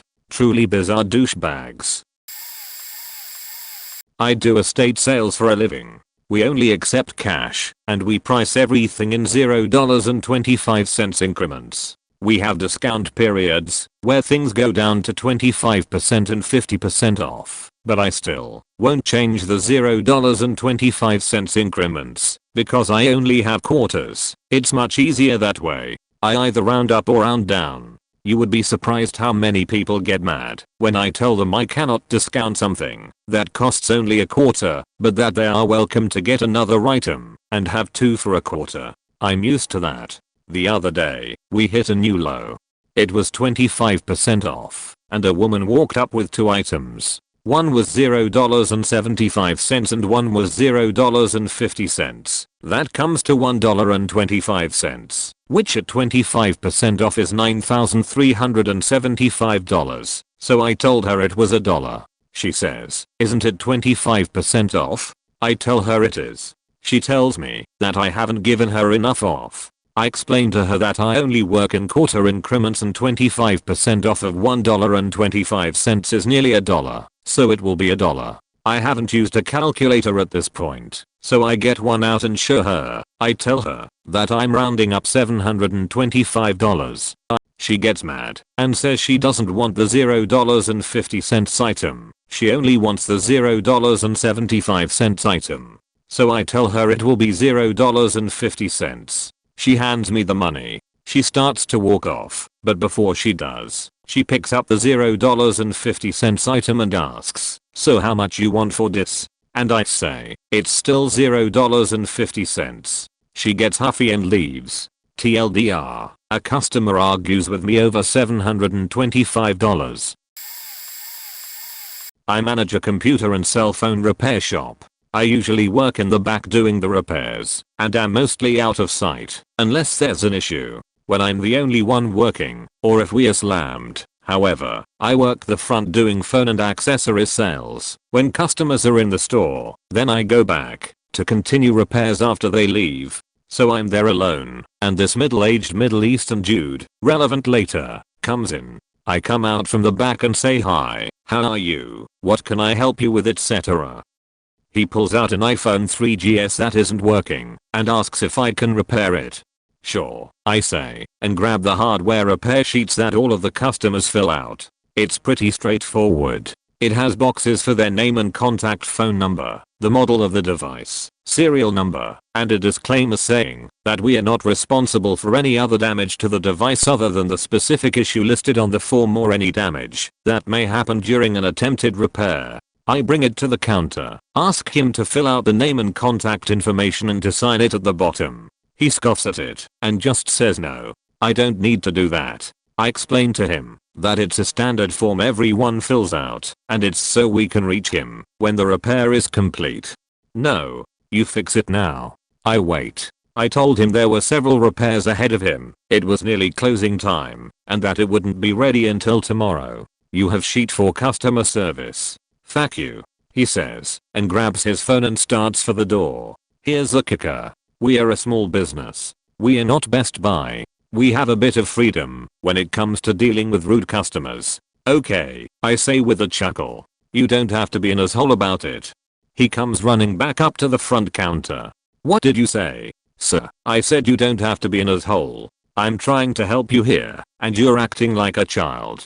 If I didn't have anything else to fix, I could start on your repair immediately, but you would still have to fill out the repair sheet. He reels back, spits the nastiest logie I've ever seen right in the middle of my face, and runs for the door. I start to chase after him, but I figured it was a bad idea. I'm a pretty big guy, but I don't really get into fights. Instead I grab the phone and call the owner. Now, the fact that he's Middle Eastern is relevant, because the other two employees that work with me, one being the owner, are Palestinian. The community knows this, so we get a lot of business from the Middle Eastern community. About 90% of them are regulars, and the owner has come to know them personally. So I'm on the phone with the owner, and he tells me that in their culture, spitting on someone is worse than shooting them. He comes in and looks at the security footage. He doesn't recognize him, but says that if he ever sees the guy again he's going to get what's coming to him. So fast forward 6 months. Last week the same guy comes in with an iPhone 4S that had the SIM card stuck inside. He tried not to make eye contact with me, and I acted like I didn't recognize him. I explained to them that if a SIM card is stuck in the phone might not read SIM cards after it is removed. The reason being that they are resting right up against the thin gold contact pins, and that the pins could be damaged when removing the card. I had him fill out the paper and sign it. When I opened the phone, the SIM card had missed the slot that it fits into on the motherboard and just fell out of the phone. I closed my eyes and remembered washing the man's spit off of my face after he ran out. I took a deep breath and ripped off every single gold contact pin off of his $600 iPhone 4S. When he came to pick it up, I smiled at him, charged him $20, gave him his phone and SIM card, and wished him a wonderful day. Edit, because I accidentally a word or two. I just remembered this one, although it was recent. I took my 89-year-old grandmother to the grocery store recently. She can barely walk as she has some pretty severe scoliosis and an inflammation problem in one knee. She has survived both a heart attack and cancer, so those took a physical toll on her, as well. I let her out at the door, quickly parked nearby, and then escorted her into the lobby, while she walked very slowly with her cane. She asked me to get her one of the scooters. Walking around the grocery store for more than a couple of minutes is just too much for her, and she had shopping and an exchange to do. In front of us was a morbidly obese man sitting on a scooter, just staring into space and drinking what was probably damn near a gallon of soda. I asked him if he was done with the scooter, and he sighed and slowly replied that the battery had died. Okay, not surprising. I look to my left and see two other scooters sitting by the shopping carts, ready to be used. Before I can even take one step toward them, two middle-aged rednecks, a man and a woman, who are not disabled, injured, or ill and only mildly overweight, run past me, leap onto the scooters, and speed away on them into the parking lot, laughing. They saw me and my grandmother, who was struggling to stand with her cane, and just blew right past us. I found a seat for my grandma, and did her shopping for her. I hope those redneck assholes on the scooters rode them straight to hell. I used to manage a really smart people bar that people bring their computers to for support and repair. We were closed, and at this location we didn't close until 11 p, so already it's pretty late, and checking in the last computer for a mother and daughter who'd waited patiently for well over an hour to be seen, and were politely sitting while we took care of the last steps of us checking in their computer. Then security comes up to let us know there's a belligerent customer at the front door waving around press credentials in one hand with a computer in the other. Okay, let him in. He comes up, he's yelling right away, "I'm important, blah blah blah, fix my computer now." Literally slaps his press credentials down on the bar. At this point, I finally get a word in and tell him, while sliding them back to him without looking at them, that he's going to get good service regardless. He doesn't let up. Because I've sent people home, and the women waiting are uncomfortable with his presence, they are further delayed while we check his computer in. He leaves. I apologize to them and take both of their computers to the back to be fixed. Somehow, though, and I'm sure it was because I was so flustered, I forgot to have his computer even looked at for a week or two. And a short one, a woman's screen on her laptop went pink. Like totally pink hue over everything. You could still read everything, watch anything, whatever, but it was like looking at it through pink sunglasses. Not a big deal, right? Then she started in and called it devastating and a horrible tragedy. Well, it just so happens that the summer prior to working with this woman I was a hospital chaplain, and what she said rubbed me the wrong way. So I said, you know, last summer I held the hands of the mother and sister of a girl who turned 15 in a coma after a failed heart surgery while we watched her die. That was devastating. Now, let's get your pink screened computer checked in to be fixed. Happened to me today. I was waiting for the bus on my way to work, and as I see the bus coming closer I see 4 guys frantically crossing the road in front of it. One of the guys, a red-headed dude with a cigarette in his hand, obviously didn't get why they were all running over the street as he remains in the runway while running with the group, so to speak, and thus becomes the closest to getting hit as I've ever seen anybody be before. Anyway, the bus honks the horn and stops. I get on, the guys get on, and the bus drives away. I get a seat way in the back, and the guys are all seated near the driver.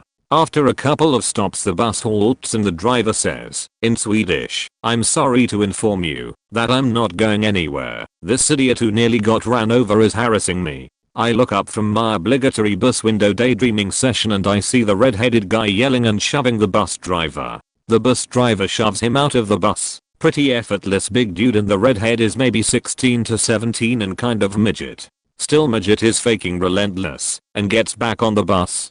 At this point I just want to get to work. I don't really know who is in the right or wrong, but the red-headed stupid fuck really seems culpable. So I go to the front of the bus, tap him on the shoulder, look him in the eye and I simply say, in a very neutral tone of voice, get of the bus. He spits on the floor on time, tells me shut the fuck up and leaves. Finally, off to work. I have a doozy. In 1993 or so, I was helping out in a green room as a general volunteer, aka gopher for a science fiction convention. There were famous people there, so I got to meet them all, and all of them were fun, witty, and charming. But one guy, I forgot his name, or what he actually did, so let's call him Jern Blanston. So, I'm wiping down tables and making sure the veggie tray is stocked when Jern comes in, speed walking, and thrusts himself into a large padded meeting room chair. Then he crosses his arms and eyes the door. The head of the green room looks at me. We exchange glances and shrugs. May I help you with something? He starts to ask. No, interrupts Jern with a smug look of someone about to watch another get their comeuppance. I'll wait. A few minutes goes by before 2 men in suits, apparently with the convention, saunter in. Jern, says one, trying to be casual. I heard we had an incident at registration. Yes, Jern says, almost shocked at the casual intro. Yes, I believe I did. So what is the problem, Jern? Asks the other, trying not to roll his eyes.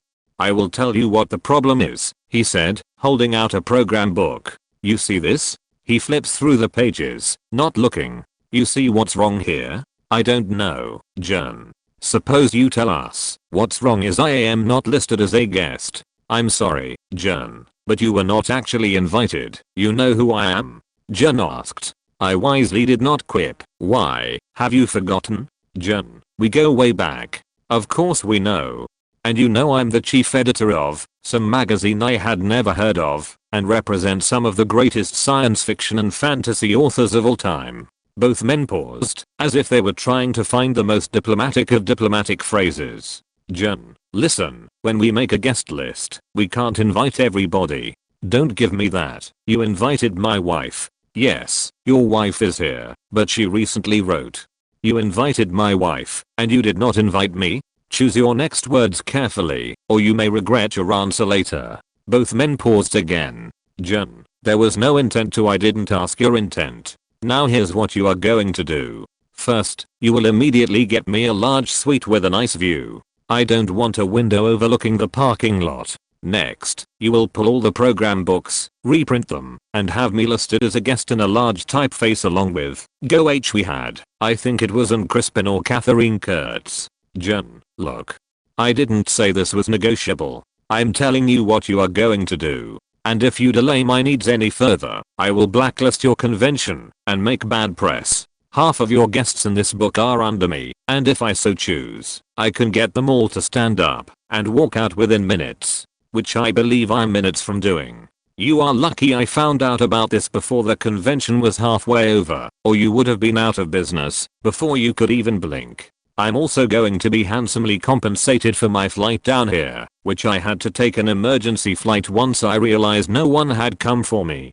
Jen, if that is what you feel you need to do, then by all means, do so. But let me warn you, if they leave without fulfilling their contract, we will sue each one of them individually. Now, we can get you a badge under your wife's name. Don't insult me. IAM. List of credentials I had never heard of, either, and not just some common author or extra from Star Trek. Jen, why don't we bulldogs with rubber teeth? We shall see that you will immediately give me all I command. You have 5 minutes. Jen said, and stormed out. The men followed. No idea who he was, and never saw him again. What a faking diva. Oh, I have been waiting so long for this to be relevant and now it will get buried. I was waiting in line at Tim Hortons and a guy asks for a large coffee with 1 cream. The girl says her usual thing, okay, that'll be $1.70, and she makes it while he gets out the change. When she puts the coffee on the counter for him to grab, he looks at her and says, I said no sugar. She says I didn't put any sugar in it. He looks at her like she's retarded and says, don't tell me you didn't put sugar in it. I saw you use the same spoon to stir it that you do for the other coffee. That has sugar on it, and now it's in my coffee. She responds with a, okay, do you want me to make you another one? To which he politely replies, of course I do, and don't use that spoon this time. So she dumps out the coffee and starts to pour again. It's about halfway full when he leans over the counter and says, what are you doing? You can't use the same cup. That has sugar on it too. So she gets out a new cup, pours the coffee again, adds the cream, and finds a new spoon to stir it with. She hands him the coffee, and for her trouble she gets finally, Jesus, was that so hard for you? And walks off. Biggest douche ever. I didn't even know what to do. How do you even argue against that kind of crazy? I just ordered my coffee and told her I was sorry she had to deal with an asshole like that. So I know how Reddit feels about cops, but this is one of those times where a cop actually did something awesome. When I was 18, I used to be a waiter at a small restaurant my friend's family owned. Most of our customers were pretty easygoing and understood that, since it was only me and one other waiter managing about 8 to 10 tables apiece, sometimes things went a bit awry, especially on busy weekends. On one such weekend, my coworker had forgotten to place the order for the appetizers for a couple and a kid. It wasn't anything major, just some soups and some chicken skewers, but nonetheless an honest mistake. So the entrees arrive at the table without the appetizers, and immediately the lady starts flailing her hands to flag me down. I get there, and you'd think someone must have poisoned her food, because this lady was in hardcore beach mode. She started complaining that she never got her appetizers, and that now we had ruined her night out with her family, and that her son loves chicken skewers, blah blah faking blah. We told her that it was an honest mistake, and if she could just bear with us for a few minutes, we'd have her appetizers out ASAP, and we even told her we would calm her and her family dessert and the appetizers. Most people at this point would have calmed down, taken the free food, and continued on with their night, but not this bitch. She was just getting started. She wanted us to calm the whole meal, to make up for messing up her order, and as a result ruining her night out with the family, which she only gets time for once a month. She got louder and nastier as we tried to cool her down. She started getting really disrespectful with my manager, and started throwing out racial slurs, and berating the other staff, all at the top of her lungs. Apparently she knew everyone in the neighborhood, and once she got done, no one would eat here again. Eventually my manager had enough of her shit, and tells her that they need to get out, because this lady is making too much of a commotion. This request only managed to piss of Cuntzilla even more, and she starts screaming at the top of her lungs, literally as if she was about to be murdered. Even her husband and son were trying to calm her down and leave at this point, but this bitch had taken the express train to Crazy Town, and it didn't seem like she was coming back soon. At this point, this big bald dude that was having dinner with his family in the corner gets up and slowly walks over to this lady's table. He reaches into his pocket and takes out a police badge and places it on the table and calmly just says, "I'm trying to have a nice dinner with my family, and all I hear is you squawking over here like a goddamn bird. Pay your bill and get the fuck out so the rest of us can go back to enjoying our night, or I'm going to call in a public disturbance." She decided to listen to the man. Probably not going to be seen but posting anyway. One day in the middle of summer I was at a gas station. The temperature was over 100 degrees and this gas station was the kind where the cashier has a tiny booth and the customers are outside. I noticed this big biker guy standing behind me and impatiently wiggling. I just ignored him and put my Gatorade on the counter.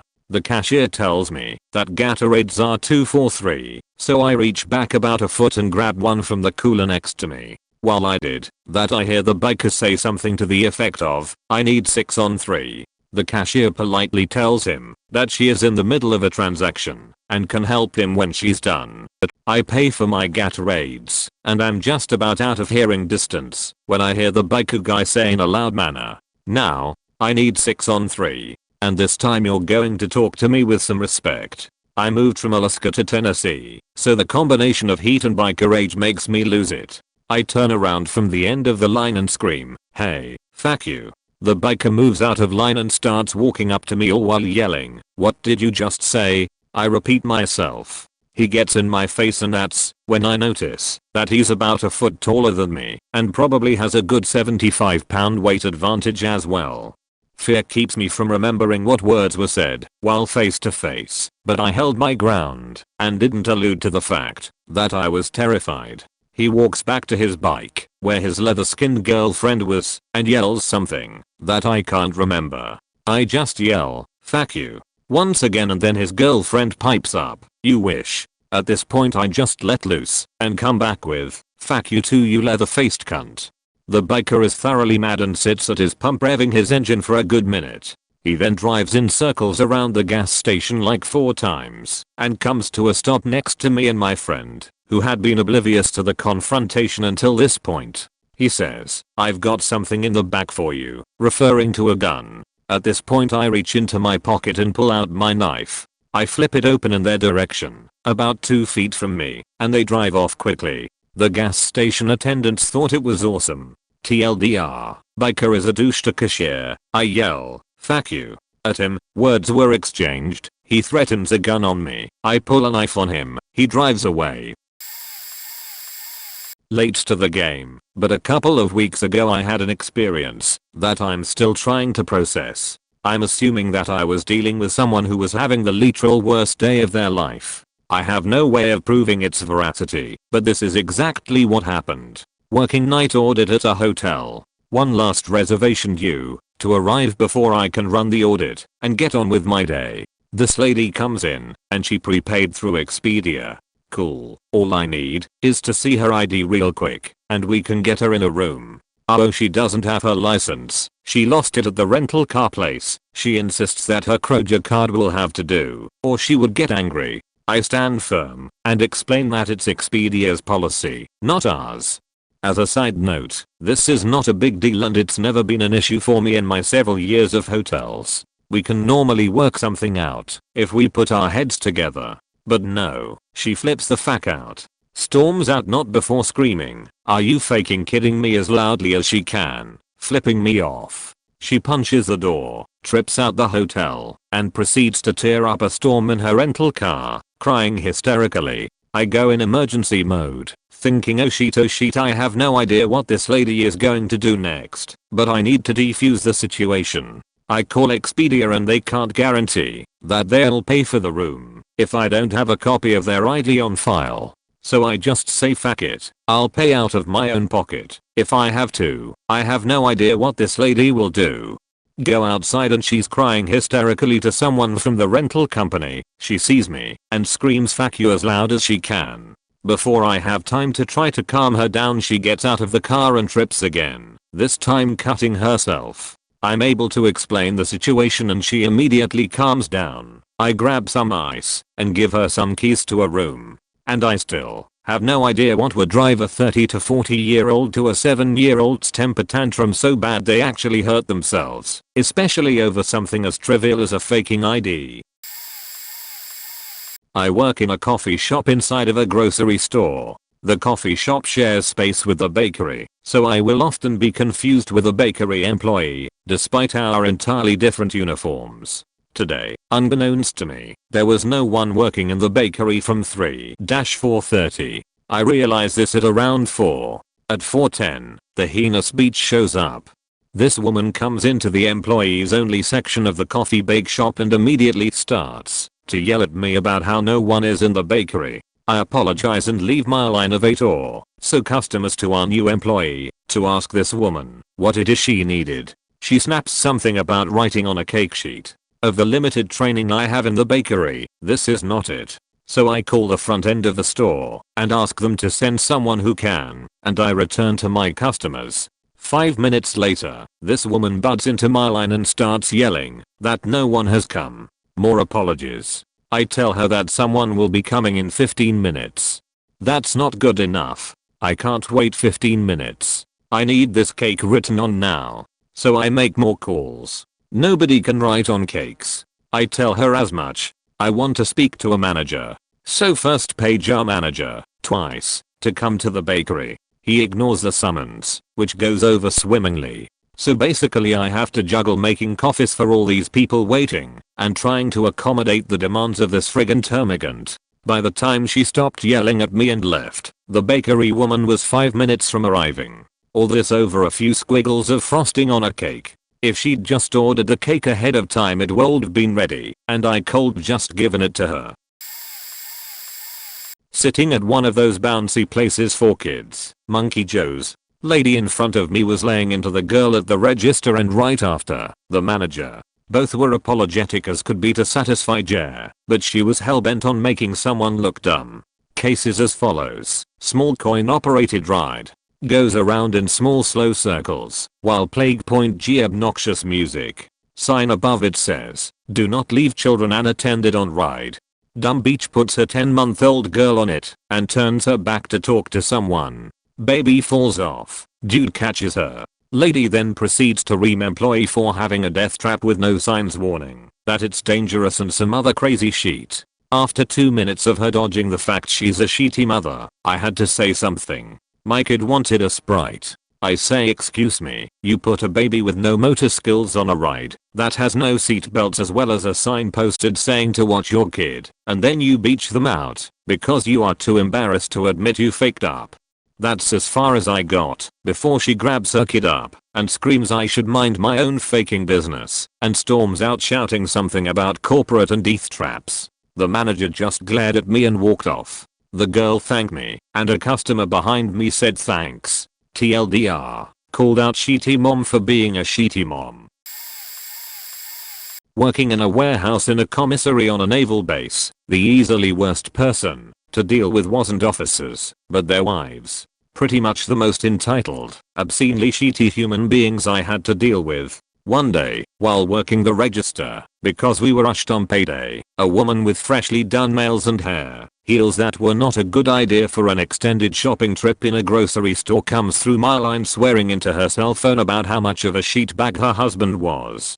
I ask her for her ID. We are required to check IDs at checkout. It's not to get my rocks off, and she huffs into her phone, snaps it shut as hard as possible, and asks me if is that really so faking important that you have to interrupt me? After explaining that yes, you need to prove your right to shop here, and it's easier to do that before you unload your cart, she starts screaming at me about how I should know who her husband is, and he does this and this, and if he were around he could deal with a little sheet like me.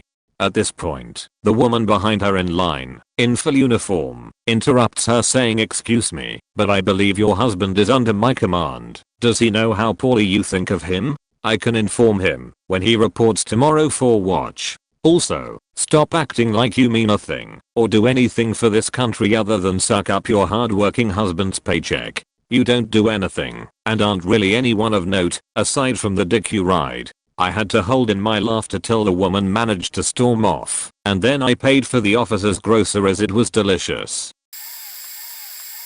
So, me and my bud pull up to Circle K, right? And there are 3 cars parked like faking morons, all taking up 3 spaces. I was pissed. This mom had her soccer van all faked up, parked by road barks, and she had her kids by her crying, while she screamed at her husband in the van. This douchebag in his truck pulls up onto the curb like a total as it was bad. Anyway, this pizza driver on a delivery pulls up in a hurry and parks perfectly. He goes in the store for gas, holding the door open for an old lady leaving as he entered the store. I knew what I had to do. I went in there, and I walked up to the delivery guy. Take note that the cunt for a mother and all the terrible parkers were in there, and asked to shake his hand. I tell him, man listen, I've seen 3 grown people parking, like total faking morons in this parking lot. You're a pizza guy. If anybody has an excuse to park badly in a hurry, it's you. And you still parked like a normal human being. You're a good faking guy, and I want to shake your hand. He laughed, said thank you, and shook my hand. All the people in there, including the cunt, were so faking pissed. They looked like complete shats. The managers were laughing so hard. It was one of the better things I've done. So, this is a bit involved, but I'll try to keep it succinct. Also, I'm not using real names. Years ago, I used to work at a really small, but super fancy hotel downtown in a large city. It was owned by a big deal real estate developer, Mr. Dixon. He was super hands-off in terms of actually running the place, since he had a ton of other, larger more important properties in the city. But, he would occasionally bring by his super rich friends and business associates around, to show off the property. One day, Mr. Dixon came by with Mr. Monch. Mr. Monch is a local celebrity, because he owns a ton of car dealerships in town, including Lamborghini, Maserati and Bentley dealers. I recognized him from his local TV commercials right away. They came into the hotel around 8ish. I was working the front desk, so the owner introduced me to Mr. Monch. I assumed that they had just come from dinner around the corner, because they seemed a touch buzzed on alcohol, though I guess they could have been drinking in the alley beforehand.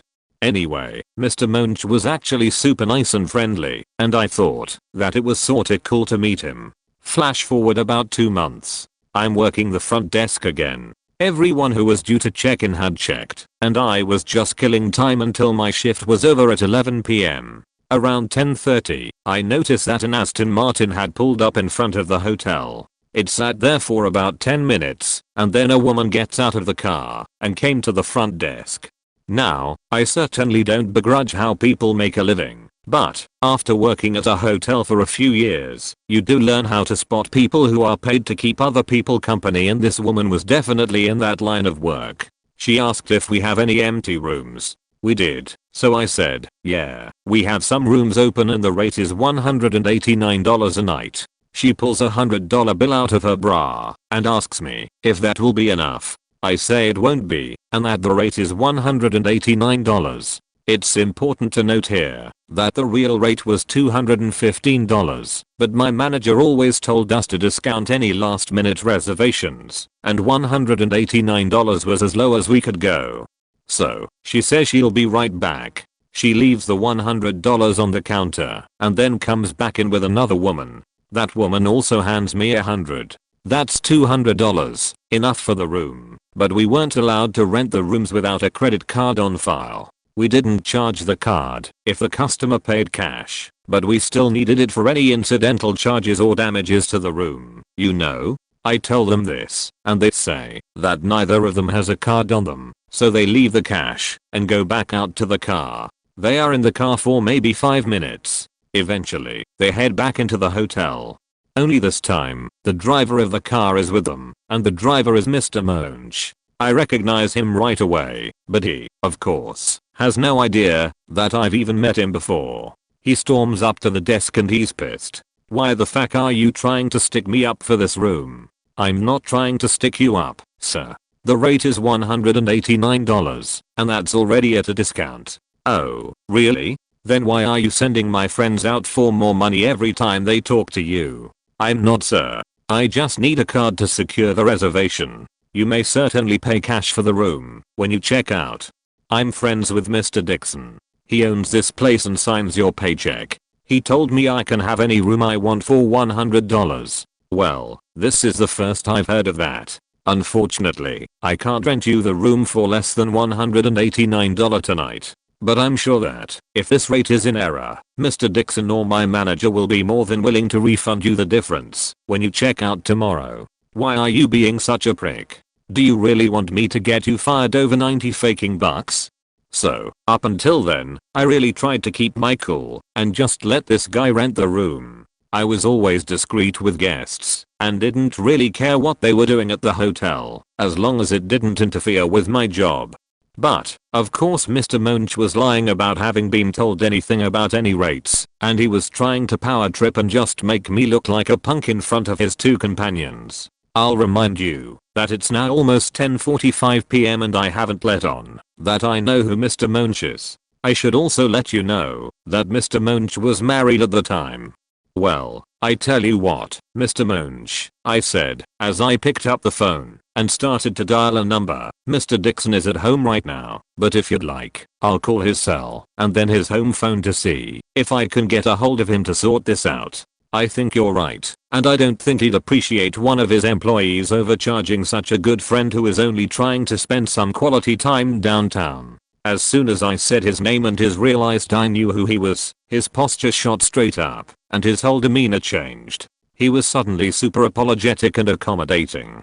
Oh, no, that won't be necessary. I think you were right.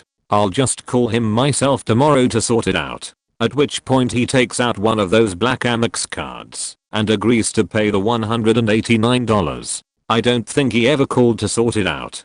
TLDR, local celebrity car dealer threatens to get me fired when I wouldn't rent him, and his escorts a hotel room at a super low arbitrary price he made up out of thin air. Used to work as a bank teller, and not to detract from the food service and retail industry, so much respect for all of you, but you've never seen someone go batshit crazy until you've worked with their money. It's almost like storms in the rainforest. You can set your clocks by them. People demanding refunded accounts for purchasing too expensive items without enough money. General rudeness, as with any service industry. Throwing tantrums, breaking glass doors, the list goes on. My all-time standout moment was when a local restaurant owner came by for his daily large cash deposit. Something that has to be double and triple checked. On top of that, he would fold and rubber band the cash in $100 increments for thousands of dollars. On top of that, the faker would do this in the drive-thru. The lanes meant for quick service are now clogged for upwards of an hour. Ultimate record when brought 7 deposits at once, while one teller unwraps and counts all this faking cash with one other teller to man 5 lanes alone. You see the dilemma. Well, the day in question I wasn't even working drive-thru. I was in the lobby, but my manager asked me to do the prick's deposit in the lobby instead, to keep both drive-thrus free. It was a holiday weekend awesome sheet, which I did. She also asked me to politely remind the owner to bring large deposits into the lobby instead for better service for both him and other customers, which I also did. The guy scoffs. I finish the deposit and move on to the next customers in line, a young family with 2 young children. Young enough to be sweet and innocent and adorable, however old enough to fully understand every F, S, C, and any other foul-lettered word you can imagine. The restaurant owner barraged at me as he stormed into the lobby, shoved past the family, and verbally berated me for what felt like hours, but realistically, 5 minutes. Scared as I was, I have to admit, impressive. He threatened me personally, called me every name in the book, questioned the legitimacy of my birth, etc. Multiple people, including both managers, attempted to calm this fact down, but to avail. We called the cops from the back, but by the time they got there, he had already peeled out of the parking lot. I was pretty shaken up, only 16 at the time, but finished the family's transaction as if nothing happened. The father was impressed by how I handled the situation, and before he left said to me, with his kids out of earshot, "You know, some people are just cunts. You're not one of them, but calm as a beach and he'll get it soon enough." 2 weeks later, restaurant was shut down by health services. Guy lost more or less everything. Game. Set. Match.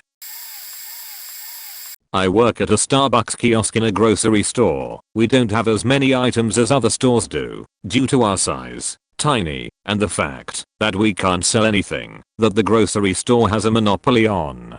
Usually, people notice that we don't have breakfast sandwiches or something along those lines, and I direct them to the deli where we have ones that taste exactly the same and cost less. It isn't a big deal. What really makes me angry, however, is when we clearly don't have a certain item, usually a pastry, and people order it anyway. The other day I had a man come up, look me in the eye without even saying hi and just say, "Hot chocolate, oatmeal, cookie." To this, I reply, "Sorry sir, we don't have oatmeal cookies at this location. Can I interest you in a ginger cookie?" He flat out doesn't respond to any of my questioning, doesn't even look at me until I go, "So just a hot chocolate," to which he shoves his Starbucks card at me. Even worse are the people who say, "But I really want one," when I tell them we don't have something. "Oh, you want it? Well, let me just sheet out my own kind of chocolate croissant for you." I genuinely understand the inconvenience of going to an auxiliary location such as mine, but after 3 years, I honestly could not give less of a fuck about you wanting a certain pastry that we don't have. Circuit City bankruptcy was the best. I no longer had to grovel to customers in fear of a complaint to our regional district management. One day I'm running a register when a woman comes up with over 3 dozen Blu-ray movies. I proceed to ring and total up the purchase, at which point she hands me a coupon. For anyone not familiar with how a bankruptcy goes, we were explicitly not allowed to discount on coupons or any other promotions from before the date of the filing. When I explained this to my portly customer, she flipped her sheet. She repeatedly assured me that I could, in fact, honor the coupons. She went on and on how the bankruptcy protected customers in situations like this. She asked for the supervisor, which was me. Then she asked for the department manager, which was me. Finally, she appealed to our store director, also me. When the realization hit her that I was not about to discount her copy of Beverly Hills Chihuahua, the threats started. What I was doing was illegal. Circuit City could be fined $10,000 per incident of not honoring coupons. I could be held liable in a civil suit. I was very polite and attempted to explain that Circuit City no longer owned any inventory and that the company nor I had sufficient funds to be terribly concerned over litigation. She did what any rational person facing certain defeat would do. She called the office of the state attorney general. In line. I admit, I was stunned. For a good 10 seconds I couldn't muster a response. I remember her asking to speak to the AG and being put on hold. I asked her to move out of line while she waited, but she refused. So I closed down the register, moved to the next one over, and started helping customers that had piled up behind. After about 20 minutes on hold, she gave up. She said she would be back with a warrant, but I never saw her again. Sometimes I think about her, imaging her harassing a subway somewhere over double coupons. This will probably get buried, but oh well. It was my crowning achievement as a server. I used to work in a billiards hall as a cocktail waitress. After being there for a while, I eventually got promoted to the prime shifts, the pool leagues. People that would come in every week and play for their team for a few hours, drink a bit, have a good time, tip me well because they're regulars, and we got to know one another. I had all the league shifts 3 nights a week, all regulars. Most regulars were cool, they pretty much tipped the same way week by week. I knew their drinks, I knew the pacing of their drinks. I gave damn good service. All the league people would be there for a minimum of 4 hours, probably more like 6, and even if they weren't ordering, I'm still emptying their ashtrays, checking on them to see how they're doing, etc. Well, this one guy would come in, order 1 maybe 2 Guinness. At the end of the night he would tip me either 50 cents or $1. Bear in mind this is for waiting on him for over 4 hours, while he would go out to his car to drink cause he's the cheapest. Okay, whatever, I'm still making bank off the other people there. But this one night, he decides he's going to beach me out for two things, his beer not being cold enough, and me taking too long to come back with his Guinness. I had just turned in my notice, since I was moving out of state. Oh god, I went off on the poor guy. What the fuck?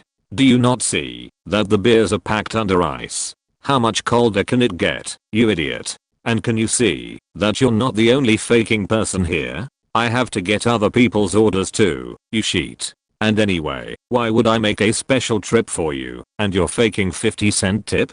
That really pays my rent, you know?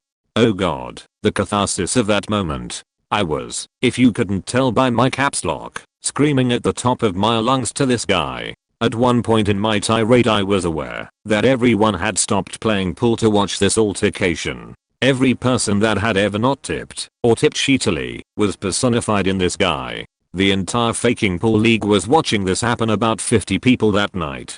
But damn, it felt good. Don't expect me to kiss your as if you consistently treat me like shit. I think that day that the league learned to compensate their waitress well. Or if not, to at least not beach if you get shitty service when you're a shitty tipper. TLDR, I royally beached a guy out for being a beach. I used to work in fine wine sales. We had a lot of high-end bottles of wine, and one Friday night, this woman comes in and tells me she wants to put together a case of different wines as a gift for someone. She has a list of wines that we don't have, but I'm able to offer comparable suggestions. We don't have the Phelps 99, but we have the 98. We don't have this, but we do have this from the same region, etc. After 3 hours of finding 12 bottles of wine that she deems acceptable, she writes a check for $1,500 Sunday night. The woman shows up again 5 minutes before closing with the case of wine. She says that she doesn't want any of the wines, and if I would kindly give her a refund on her Visa card. My scam detector shrieks to life and I tell her that I don't know if her check has cleared yet and she'd have to talk to the owner in the morning. She gives me a ton of shit and curses me until she finally agrees to come in the morning to see the owner. I tell her to make sure that she calls first to make sure he is there. Next morning, store opens, she's there. Where is he? You said he would be here. Now, the owner was a complete and utter asshole, and I had called him the night before to leave him a message and give him a heads up about the situation. I call him while the woman is screaming from across the store, you tell him to get down here. I know people in this town. The owner tells me that he doesn't think he'll be in until late afternoon. Tell the woman, and she freaks the fuck out. Don't say that. Don't you say that. Finally, she comes back when the owner is there, and he takes her into his office, cuts her a refund check, chats her up over a bottle of wine, and she leaves happy, telling me you could have been just a little more helpful. 2 years later I'm at some fancy bullshit event in that town. That cunt of a woman was there. She was a little drunk and came up to me and said, "Oh, I know you. You used to work at Derp Wine and Spirits." Smile on my face, wearing a tie and jacket, drink in my hand. I replied, "I remember you. You are a horrible beach." I make collect calls for a gym. Whenever people's credit cards decline a payment, I call and replace the card. There is a $5 service fee plus the monthly membership fee you must pay to make the account active again. So on a Friday I updated this woman's billing information, and I forgot to inform her of the $5 service fee assessed to the account. I sent her an email with the receipt, and heard nothing from her the rest of the night.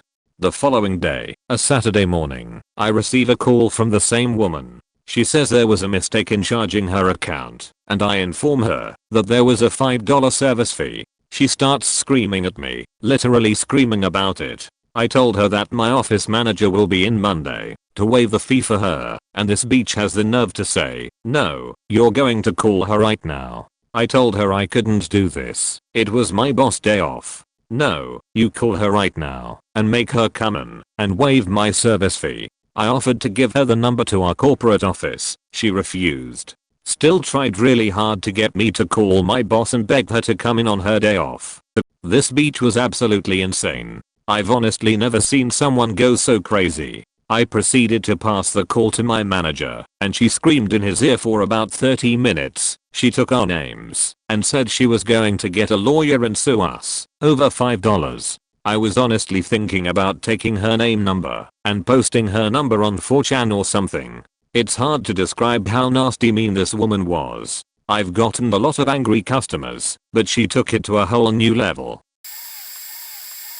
I used to work at a computing retailer with 3 other guys. The dudes I worked with were jokers and always used to play around and tease each other. Oftentimes, this would extend to customers, not in an unpleasant way, just in a good humored person-to-person manner. We were always genial and gave good service, and most customers warmed to us quite well. Most of them. One day this really tall guy came in, dressed in cycling gear. He seemed a bit eccentric, somehow. Something about his expression and the set of his shoulders, I don't know. The valley I lived in was a strange sort of conglomeration of small town communities, and every now and then you'd get someone a tad quirky. Anyway, he goes to the PC game wall and selects the 4th Harry Potter game. I remember thinking it was kind of a strange option for someone who looked about mid-20. He takes it to the counter, and one of my co-workers rings it up for him. Just before handing it back to him, my coworker smiles and says thanks, enjoy your Harry Potter head. Just a stupid joke, not even that funny, just meant to be standard banter. But something went wrong. Apparently standard banter doesn't register with this particular customer, and things got weird. He doesn't take it as a joke. Oh no. Quite the opposite. Somehow, inside this guy's head, a stupid joke told by a dude behind a counter becomes an intense personal insult. He starts getting really angry. His breathing becomes heavy and labored, and he grips the counter for a few seconds. Then he looks up, snatches the game box and starts brandishing it in my co-worker's face while yelling it's Harry Potter. Potter. My co-worker keeps cool, but I can see in his eyes that he's suddenly become aware that he's dealing with a nutcase. He starts to retreat. He half walks, half runs to the back of the store, where the staff room is, all the while being pursued by this freak cyclist waving a Harry Potter game around, yelling Potter over and over again, his face getting redder with every expulsion. After my coworker made it to safety in the back room, the guy turns abruptly and disappears from the store. We never see him again. My coworker resurfaces 5 minutes later, looking seriously freaked out, but gushing with this incredulous laughter. I used to work at a coffee shop country style 2 years ago. The shop was located inside a large post office and so had regular customers. There was one lady who was the cheapest person I've ever met. She gets paid minimum $20 hour and she's a part-time nurse compared to my minimum wage salary, and every time she would stop by she would either ask for a discount or grab the stamper when I wasn't looking and stamp her coffee card was caught in the camera. One day she came and she returned a 2-day-old tea biscuit claiming it was stale. After letting her know that she was not allowed to return an item after it was half eaten and 2 days old, she started to freak out. She began yelling and asking to speak to the manager. After I told her he wasn't available, she started yelling even louder. I called his cell phone and there was no answer. When I confronted her, she accused me of lying and wanted to call him herself. At this point I was at the verge of tears and went back and called him again. He luckily picked up, and after I explained the situation he told me to just give her another biscuit. When I went back to her, she demanded I give her a Jamaican patty instead, an item double the price, for making her go through the hassle. I was so beaten down that I stopped arguing and began heating up the patty, not verbally responding anymore, because I was getting choked up. After handing her the patty, she snatched it from my hand, sat down. As I was getting ready to help another customer, she gets back up and demands to call him herself to complain about my bad service. I start telling her his number and midway, with another customer in front of me, begin hyperventilating and couldn't stop crying. I was alone, but I went to the back for 2 minutes to catch my breath and try to stop crying, but it wasn't any use. I came back outside and barely breathing trying to help the next customer. At this point she comes back and says, "You didn't finish giving me the number." Next week, the manager sided with her and called me a weak and emotional worker. I ended up quitting the week after. I was recently hired as a server at a family-owned restaurant. I had never worked as a server, but have had quite a few jobs where interpersonal relationships are big. Salesman, lifeguard, stuff like that. I made it very clear I'd never been a server, but that I was a hard worker and would try my hardest to learn. Unfortunately, what I learned is that being a manager of a family-owned establishment doesn't mean you know how to actually manage people. After less than 40 hours of work, I work 7 4-hour days, I was informed that I would be a busboy, make a server's wage, far below minimum wage, and only get tips that servers felt we earned. My hours would also go down to 2 hours. I explained to the manager that when I had been hired, I explained to the boss that I would lose money every day I was here less than 4 hours. Gas and toll booths came to around $8 back and forth. The manager said that she couldn't do anything and that I could either quit or work the 2 hours instead of the 5 I'd been scheduled for the day. As a show of good faith, I work the 2 hours, make $6. Servers hadn't received any tips during my 2 hours, and drive home, day wasted and wallet lighter. The next day, I call the boss. I re-explain my losing money every time I go down for less than 4 hours problem. I ask him what he would do if he were in my decision. He tells me that I need to make a decision, and he would be willing work to deserve his job. He ended his statement with "I'm not just a effing quitter, what are you?" Needless to say, I asked him to mail my final check to me and wished him luck with his business.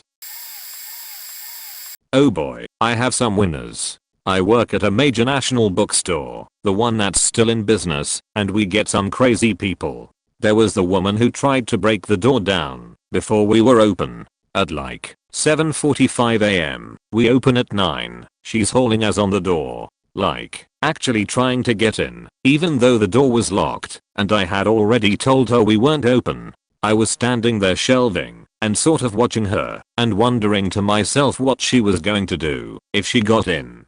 Did she think we were going to let her come shopping? Because no, if she had somehow made it in I was going to call the cops and have her arrested for breaking and entering, which is what she was doing. There was the extremely unpleasant African American lady who screamed at me, "I'm white fwe," about the fact that our store doesn't have an African American fiction section. I tried nicely to explain that we don't get to decide what sections we have or haven't got. The decisions are made by corporate, and I'd be happy to give her their number to discuss it with them. But no, she decided that I had personally made that racist choice myself and informed the entire store about the cracker beach who was oppressing her. There was also the guy who wanted someone to find a book for him, and rather than just waiting for one of us to come back to the desk, he reached right over, picked up the phone and paged us. "Can someone come to customer service and find a book for me?" But I think the winner was the guy who copped a feel while I was getting a magazine for him. Like, I went to pick up International Watches Monthly or whatever from the top shelf and my sweater rode up, and he was like, "Oh, showing a little skin there, sweetie," and reached up and just grabbed my tigs. Like honk honk kind of thing. As someone else said, please please please, when you see this sort of thing do say something. We can't. You can. I worked in a non-profit preschool. Or 3-year-old bit another 3-year-old and left deep marks on the child. I took the biter to the office and had him sit in a chair and we chatted about what he did. His mother showed up and I explained the situation, had her read and sign a report, and explained our policy about kids who physically harm other kids. Her kid was making a habit out of it. She demands to speak to my director, but she has left for the day, so I tell her that I will call my director and ask her to give her a call. My director does call. 10 minutes later I get a call from my director saying that the woman has accused me of hitting her child. Apparently, the child, who was entirely nonverbal, gave a detailed account of me giving him a spanking, which didn't happen. Anyway, we are required to report these sorts of things, even when the parent making the accusation doesn't want to, and she didn't want us to after we told her that we were required to. I spent the next 30 days under investigation, with my job and my future career in the hands of a CPS investigator interviewing children and all of my coworkers about me. I never thought I had anything to worry about, but I sure worried anyway. I was actually the second guy this had happened to in the 2.5 years I worked there. You would be surprised how little thought some people give to making such serious accusations. I worked at a donut shop last summer and had a young child, around 6 or 7 I would guess, come in and order a single donut, cost 89c. He handed me $2 and bolted out the door without collecting his change. I called out to him, but he was long gone. I put the change on the side of the counter, next to the cash register, and continued taking people's orders. The line was literally out the door and we only had one register, as it is a locally owned shop. Anyways, the mom comes storming back in and yelling at me that I didn't give her son the change. I picked it up off the counter where I laid it, handed it to her and said, yes, he left before collecting the money. I thought it was over and began trying to take the next person's order. She goes on a good 5 to 10 minute rant on me for stealing money from a child and how it's the principle of the matter and not the amount of money, $1.19. She continues the yelling and demands to speak with the manager and or owner. Told me I should be fired for not chasing after the boy, again with a line out the door, or at least sending someone in line after him. Because obviously sending a stranger after a young boy alone is a solid idea. She tried to have me fired and was hollering at everyone in line to make sure they got all of their money back and checked their receipts for accuracy because a thief was behind the counter. I did nothing about it, but man was I tempted. It makes me mad just thinking about this crazy beach. First story, when I was 16, I worked at a little grocery store in my hometown, a tiny industrial town in Appalachia. I was a sheltered and naive small town girl, and it was my first job. The majority of the store's customers were complete and utter trash, just awful dirty human beings. During warmer months, I spent most of each day holding my breath because the body odor and smell of alcohol on the customers were so bad. I was harassed and stalked by 30-plus-year-old men. People would go apeshit if you watch them type in their foot stamp card pin numbers. One customer even asked me if my teeth were real. To top it all off, the store had a pretty bad rodent problem. It was a freaking circus. So, yeah, just setting the mood. Anyway, the store would cash payroll checks under a certain amount, but charged a fee of like $2 to do it, and required the customer's name, address, driver's license number, and thumbprint to be on the check. We had a little sticker that you'd put on the check, and then the customer would place their thumb on the little ink pad we provided. It did not leave a stain on their finger, it only showed up on the sticker, and leave their thumbprint on the sticker. So one day, this deformed looking middle-aged man comes through my line. He was frightening just to look at. He seriously looked like one of the monsters from the movie 300, with a $70 payroll check from one of the local factories that he wants to cash.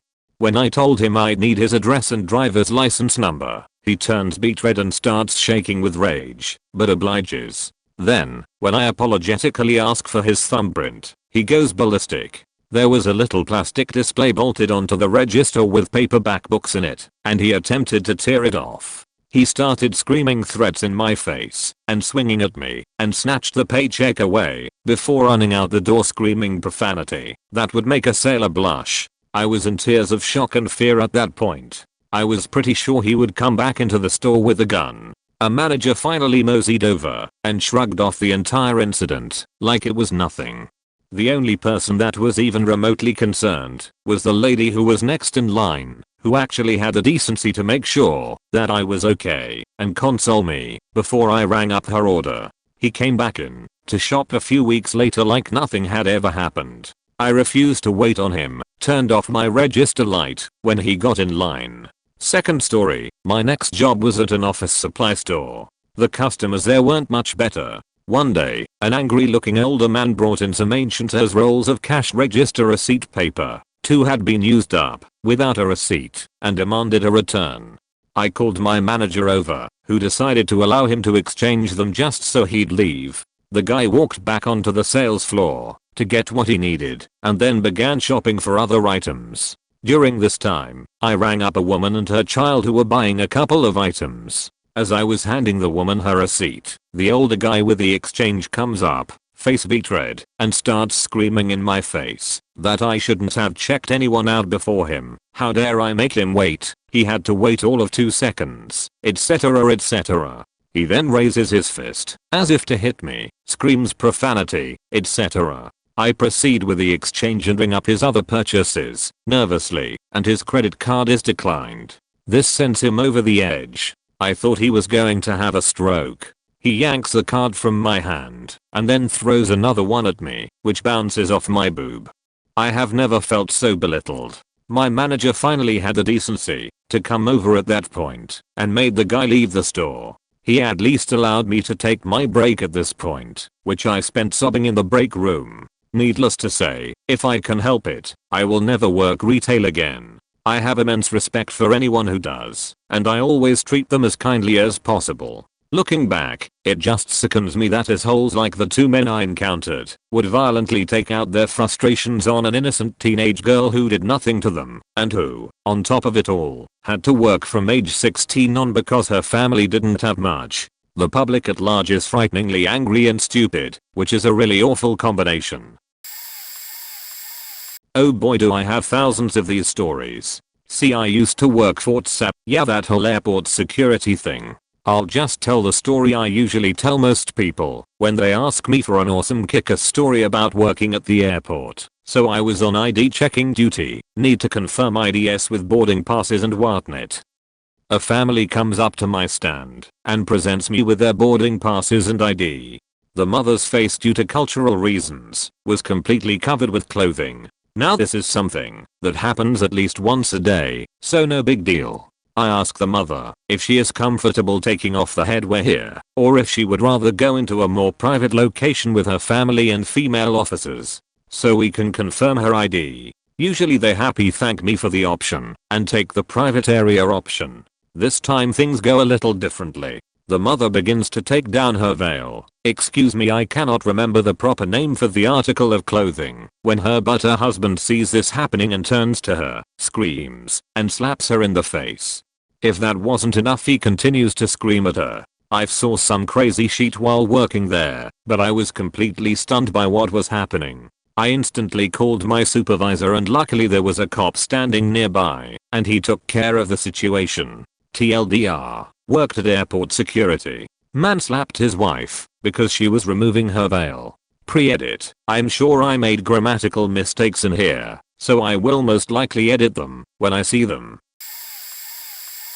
I'm a RGM at a pizza restaurant, and I have this customer that every time she calls, she asks for the manager. We all recognize her voice on the phone, and I get the "it's that crazy bitch on the phone again" from my employees. Anyways, I happened to answer the phone the other day, and she demands that she speaks with the manager. Knowing what she wanted, I said, "Yes ma'am, I'm the manager. How can I help you?" She informed me that the hotel in town, her employment, had given us a lot of business the night before, and it was because she had recommended us over the other guys, and that she should get a free ranch with her order. I informed her that I had worked the night in question and didn't recall sending any pizza out there, but in any case I'll toss in a ranch for her.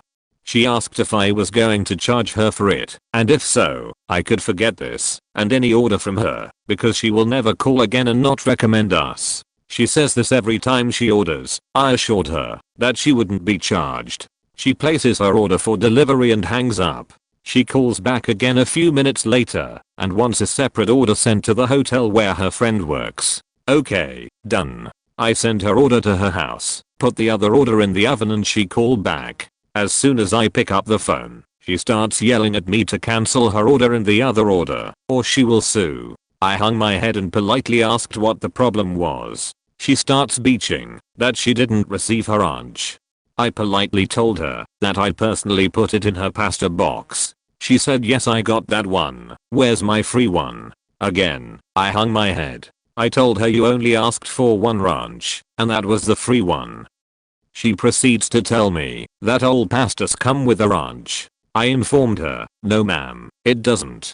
Pastas come with free breadsticks, but you don't like our breadsticks in any form, so we accommodate you with a free ranch. You asked for one free ranch, and you got it."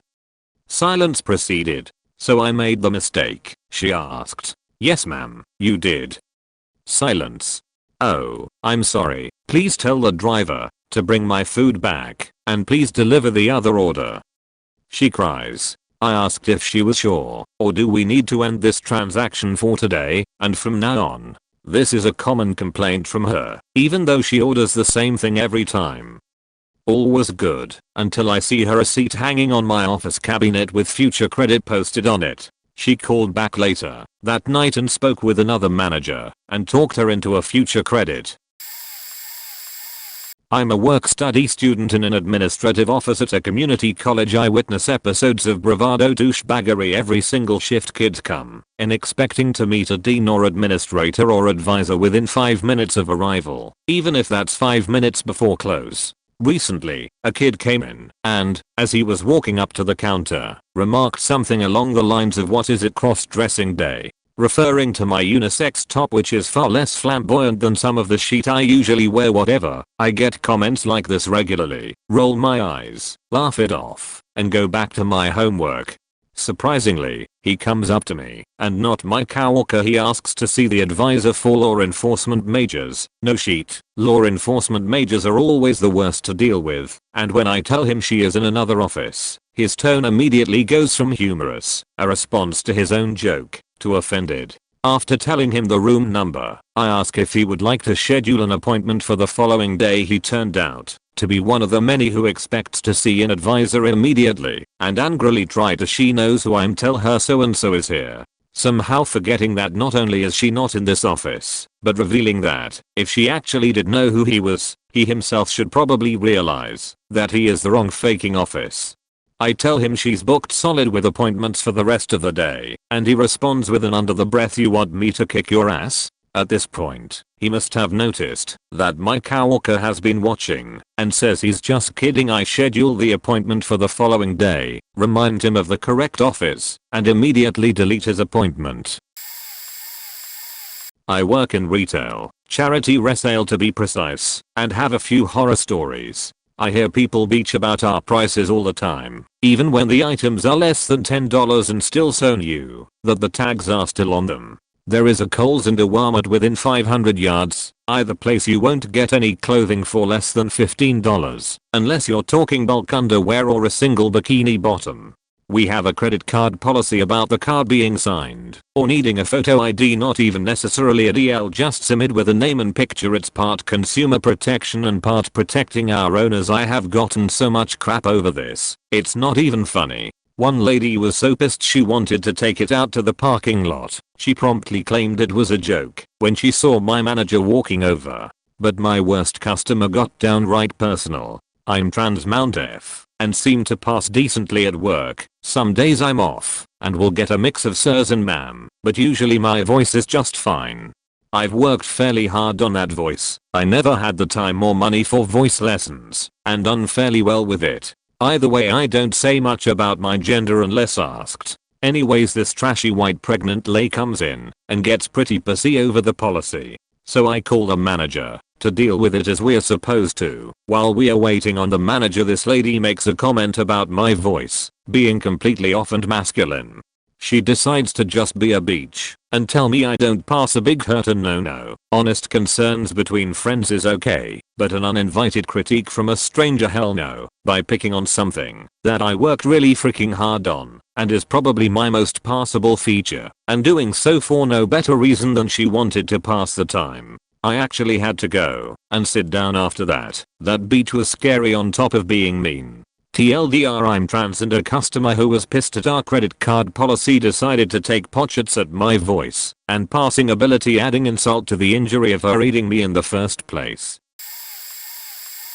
I recently had the joy of attending conciliation court, basically the off-TV version of TV civil court. My dad was being sued for a car he repoed from a person who wasn't paying and wasn't refinancing out of his name. My mom and I went with him for support. I was shocked to find out in my state they send the both parties out in the hall to show each other all evidence they have to attempt to reach a conclusion without the judge. What was so incredibly wrong out this is they expect people to behave like adults and act civil.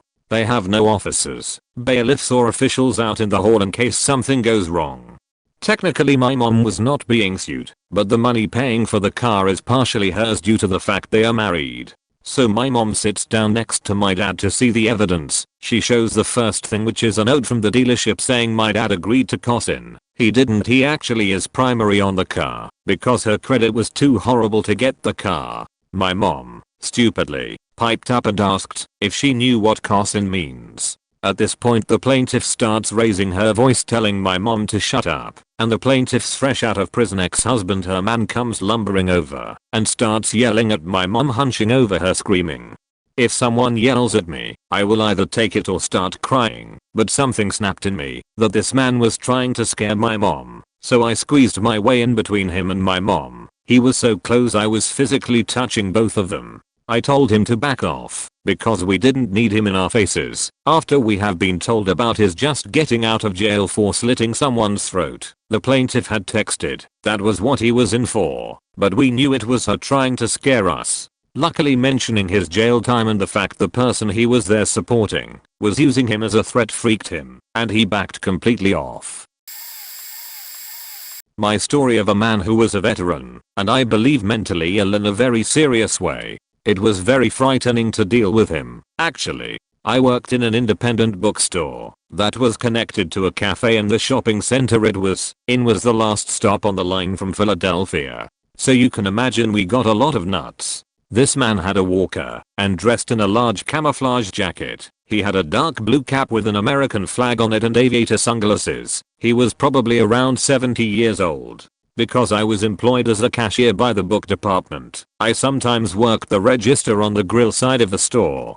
The man came up and handed me his grill check, in which I proceeded to tell him the amount. I don't remember, something like 19.33. He stared at me blankly. I repeated myself, and he asked me for an itemized receipt with a header of the company name. I told him no problem, I just need him to pay first.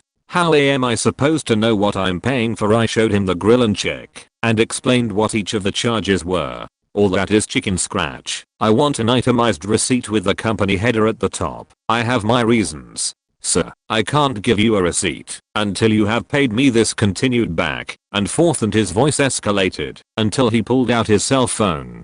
I'll take care of this. You'll see, I thought, because he was somewhat handicapped, that he was going to call the store manager, since it was across the store. This has happened to me before as well. Instead, he called the cops. Do you know who I am? I am veteran Bob. I right away called over my manager, and we continued to try to explain to him that we can't physically give him a receipt until we have money to put in the drawer. The police showed up and pretty much repeated what we had told him 8 times until finally he said sounds like a deal and threw a 20 at me. When I gave him his change, he said what a minute. After explaining basic math, the police escorted him outside and watched him get back on the bus. This is one of many crazy encounters I have had at this particular job, probably one of the most ridiculous, but not the craziest man I've ever met. I work tech support for a specialized software company that provides PCs, printers, etc. point to our customers so they can buy our software. We are a software company, first and foremost, and we only provide hardware so the customer can run the software. One day I got a call on the tech support line from a guy who had bought computers from a former customer of ours who had gone bankrupt. He wanted to know how much it would cost him to get the system working for him. Well, I'm not in sales. In fact, sales at another phone number entirely. So I gave him the number, and I even looked up who his regional salesman would be, so he had a name to ask for. 20 minutes later, I get a call from him again. He couldn't get a hold of the salesman. Not surprising, they're busy, and again asks how much it would cost to get the system up and running. In the process of telling him I'm not in sales, I cannot quote him prices and expect to keep my job. He tells me he's not even going to use the software. He just wants to know if the original customer's warranty still counts, so he can get us to repair some computers free of charge. I immediately realize this guy is trying to scam us. He is not a prospective customer. He just wants free computer service based on someone else's sales contract. But I continue to tell him it's not at all my job to tell him anything with prices, contracts, or warranties. He agrees to call sales again. but he's a dick about it. 30 minutes later, he calls back again. He still can't get a hold of the sales guy. Again, not surprising, leave a voicemail. They're busy guys, and demands I give him an answer on his warranty repair question. I try, once again, to tell him it's not my job. I can't help him. You wouldn't call Ford if you got a speeding ticket. He interrupts me and says, you know, for a tech support guy, you don't faking listen very well. I lost it. I replied, you know what? Screw you. We don't need your money, and I hung up sheet. I called him back and left a voicemail apologizing. Then I immediately called my boss and told him the whole story so I could get in front of the issue before it bit me in the ears. He saw my point, but rightfully chastised me for losing my cool. The pisser of it was, a year prior to this, the company was owned by my dad. We were bought out by a larger company, which is great. But if it was still my dad, he would have got on the phone and told that guy he could go fuck himself. Customer, $3 of cooked ham. Me, sure. Goes to cut meat after a few more questions. Note that we weigh our meat by converting it from kilos to pounds by using a $kilogram system. Confusing as balls. Now, since it's hard to get an exact amounts and we often cut too much, we lower the price. I had cut $3.40 of ham, but lowered it to a reasonable $3.20 by entering the incorrect weight on our new registers. Greater than sign. Me, I got about $3.40 of ham, but I lowered it to $3.20. Customer, I asked for $3. Me, okay. Sure, just give me a moment. As I mentioned, we have new digital registers. We can't simply enter a specific price. We have to enter the weight. I managed to get it down to $3.03 after making about 5 voids I have to write up. Me, okay. I got it down to about $3.03. These new registers are a pain. Heh. Customer, the customer is completely silent. Hands over his $20 bill. I give him his change. In front of a crowd of about 6 customers waiting in line, he yells out, I asked for $3 of ham. This store is ripping me the fuck off. Me, speechless as he storms out of the store. I worked retail for a summer job when I was 18. We had our fair share of asshole customers, but I had one that stuck with me. A lady and her daughter come up to pay for some shoes. She hands me an advertisement she cut out of a magazine about coupons that were mailed out to customers on our mailing list. I tell her that I'm sorry, but it wasn't a coupon she handed me. It was an advertisement for the mailing list coupons. She flips out. She starts yelling at me about how this was bullshit, how the ad was misleading, and how I was being extremely rude. She demanded for me to point out how this wasn't a coupon. I pointed to the very clear print on the clipping that stated that it wasn't. She lost her shit more, screaming that this is how they get you, rips up the clipping and throws it in my face, calling me a bitch. I'm stunned. I tell her that she needs to leave. She tells me that she will once she buys the shoes and that she will never come back. I tell her that she isn't buying anything and needs to go. She smiles, leans over the counter, and says make me. I smile back, pick up the phone and dial the loudspeaker. Security to register 6. Fact that was satisfying. Sight to older, maybe mid-50s, ladies were waiting in line ahead of me at a local Michael's, large craft store. For those not aware, it was relatively early in the morning, and they had been open maybe an hour or so. They only had one girl working the registers. Now this early in the AM, having worked retail, I get that there's only one person manning the registers. Hell, there's probably only 2 of them in the entire store. She's doing her job and being courteous, so I don't mind waiting a few minutes to get my scotch tape. These ladies were just livid, sighing, hands on hips, loudly complaining about them having to wait and how ridiculous it is that there's nobody working. This store is a pits and just, oh my god. I stood there literally biting my lip and glaring at them, hoping they'd see that they're being rude. Of course they don't notice. So the first goes up, is rude to the cashier, pays and leaves. The second goes up to pay, and I get a little closer behind her as she finishes and said something to the effect of, well, hope that extra 5 minutes doesn't fuck up your day, beach. I may have put a few facts in there. I was so angry, I don't even remember. Pissed me off for the rest of the day. When I was a cashier at Sam's Club, I had a member in my line. The store was really busy. The guy was buying a case of Gatorade and other things. I asked him to put his things on the conveyor belt because it was a new policy. We lost $2,000 in 1 month due to shrink. He said he wasn't going to, so I said, that's okay, I understand. I'll do it for you, since you already had to lift it once. I started to walk around, but he got all huffy and said he wanted to speak to my manager. I call over my manager, she repeats everything I already said, and she walks away. He starts calling her a faking moron.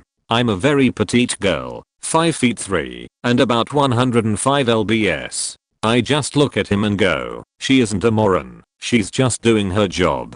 He turns on me and starts calling me a moron, but I ignore him and continue loading his stuff when the plastic on the case of Gatorade drips a little bit. He loses his shit and starts saying, you did that on purpose. If you do that again, that's the last thing you'll ever do. I stop. I smile a bit, and then I put on my most scared little girl face and say rather loudly, sir, are you threatening me? His wife flips and starts telling him to stfu. My male co-workers are walking over and he demands, no, I just want to leave. So I check him out, and right before he walks away he goes, moron. I replied with, I hope you get into a car accident. I got no complaints. I work as a cashier at a grocery store. We had a girl who worked there, who was in junior high. She was very shy and quiet, and looked even younger than she already was. We have codes that we have to type and for produce, so that we can weigh them on the scale, and there are lots of them to know. This girl didn't quite know all the codes yet, typed in the wrong code for a different kind of tomato, so the tomatoes in question rang in as slightly more expensive than they should have been, but didn't notice the mistake. Unfortunately, the customer noticed and started screaming at her about how she was obviously trying to rip her off, how this was sick and disgusting, and how she should be fired immediately for this despicable act of typing in the wrong code. It's an easy mistake to fix, but by this point the girl was so upset she was sobbing and shaking uncontrollably, while this customer continued to scream at her, and several others watched, and didn't say anything. Finally, another coworker saw what was going on, and paged for a manager to come immediately. Unfortunately, the manager who answered the call wasn't very good at calling people out on their BS and simply pulled the customer over to an empty till and gave him what he wanted, which was a discount on his entire transaction for all the troubles he had just been through, and sent him on his way. By the time it got to the other manager, who loves to scream at awful customers, he had already left. I can't remember what the cashier did after that, but I think she had to take about half an hour to collect herself back together after that. The next time I saw the customer in the store, I heard him bragging to some other people in line that he once made a cashier break down after admitting that she had personally tried to overcharge him and steal his money. I wish I could have punched him square in the face. Anytime he comes in now, we go out of our way to ensure that he receives the least acceptable service we can get away with. I think everyone is just waiting for him to blow up again, so we can kick him out and let justice be served. I work in an ice cream store staffed by some of the nicest people one is likely to ever meet. A couple of years back, I was working with the nicest girl on staff, a 16-year-old high schooler, when a customer started heckling her. The customer was demanding a free ice cream because it was her birthday. My coworker wasn't sure what to do because there are some limited circumstances in which we give people free ice cream for their birthday. She asked me about it, and I told her that the customer had to sign up for a special mailing list beforehand, then print the coupon out. I figured that was the end of the conversation. So I was wrong. I help a few more customers in line, and I notice that my coworker is still trying to help the same rude woman. So I pull my coworker aside for a moment, trying to figure out what's going on, and I realize that she's crying. The customer has made her cry. She tells me that she doesn't know what to do, and that the customer is very insistent and rude, and she's clearly trying not to lose it. I told her to sit down in the back for a minute, and I'd make sure the customer got what she was asking for. Once she nodded and sat down, I walked back out to the cash register area. I smiled at the woman and asked her what the problem was, and she began ranting and raving about how rude the 16-year-old girl was and how she was going to call the owner and get us all fired if we didn't give her a free scoop of ice cream. I asked her what flavor she wanted and scooped her the ice cream. I handed it to her, free of charge, and when she smiled her smile of victory, I had enough. I told her quite loudly, ensuring every customer in line heard, that she made a 16-year-old kid cry. I explained that she could have her free ice cream today, and that I hope the tears of a scared girl made it taste extra sweet. Then I let her know that, if I ever saw her face in the store again, the police would be involved. She didn't look nearly so smug with a red face filled with shame. I never told the girl exactly what I did, but then, I never saw the woman in our store again, so the subject didn't really come up. Was a store manager for GameStop. Return policy is pretty basic, no cash or credit back on a new game, save your no game is sealed at GameStop. 14-year-old kid approaches counter with shitty movie-based game they had bought from another location the previous day. Mom is speaking for him. We bought this, and he didn't like it, so I want my money back. Okay, ma'am, I'm sorry but our return policy on new games is no refunds once the seal has been broken. That's stupid. How do you know if it's a good game then? Well, that's one of the reasons we're more lenient on our used product. If you purchase a used copy and don't like it, we'll gladly give you your money back. Well, I want my money back now. While mom and I are arguing, the kid has been browsing, picked up a copy of Battlefield Bad Co 2, and is tugging her arm telling her he'll just switch it out for something else. Now, this is still not within policy, but the kid didn't do anything wrong, and I approve of his decision this time, and mom is pissing me off. Ma'am, I'd be more than happy to say, switch it for another game. Well, we don't want anything in your store, we want our money. No, mom, I want this game. Ma'am, I'm offering you more than I have to. I'd be more than happy to switch it for that game he has. We don't want anything here. Mom, I want this game. Fine. Give it to that fat ass, and let's get out of this shithole. Ma'am, what did you say? Smirking. Nothing. Here, he wants this. Get out of my store. Now. Just happened a few minutes ago. Might be kind of long, but this lady was unbelievably douchey. I work at a pest control place that specializes in flying and stinging insects. I just had a lady who called in and asked for the manager right off the bat. The manager was out, so I mentioned that. She repeated herself. I politely told her again and asked what I could help her with. She wanted pricing. Okay, that is something I'm experienced in assisting callers with. I asked her a typical question. Where are your bees? She apparently replied with eaves, but it was very difficult to understand, so I asked her to repeat herself. She started yelling into the phone, eaves, eaves, eaves, eaves, eaves, eaves. I said it's in the eaves. It just got worse from there.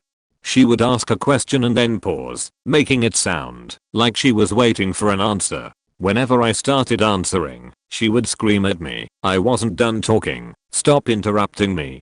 Okay, so I waited for her to continue. She'd add one word to the sentence and then pause again. If I waited more than 5 seconds to reply, just to make sure she was actually done, she'd yell hello. I quoted our prices for this lady about 5 times, and every time I'd repeat myself she'd yell at me and say that I didn't say that the first time around, and she knows because she wrote it down right after. I don't know why she wouldn't trust me when I don't know, I faking work here? I'm positive I didn't misquote. At one point, I couldn't handle her anymore. I'd tried talking to her for at least 10 minutes and hadn't even gotten through to her with anything I'd said. The office manager had gotten back, so I put the lady on hold to explain things to her. Afterwards, the manager gets on the line and says who she is. Immediately this woman starts inferring that I lied to her about the manager not being there. I have no reason to do that. I'm not the manager's protector and savior. I don't stop callers from getting to her. The manager then continues trying to talk to and explain things to this woman for another 10 minutes. After getting put through the exact same runaround, she eventually just said, "You're just creating problems for us instead of letting us help you with the ones you have." "We are not interested in your business, so find someone else," and hung up. If she ever calls again, we are handing her off to our boss, and he is definitely not a nice guy to speak to when you're harassing his office ladies. TLDR, woman called in and started being a condescending and argumentative twat waffle for no reason whatsoever. I couldn't get through to her. Office manager couldn't either, so we told her to pound sand. If she calls back and she sounds like the type that might, the owner of the business will probably tell her how to go fuck herself 7 different ways before she can even say a sentence.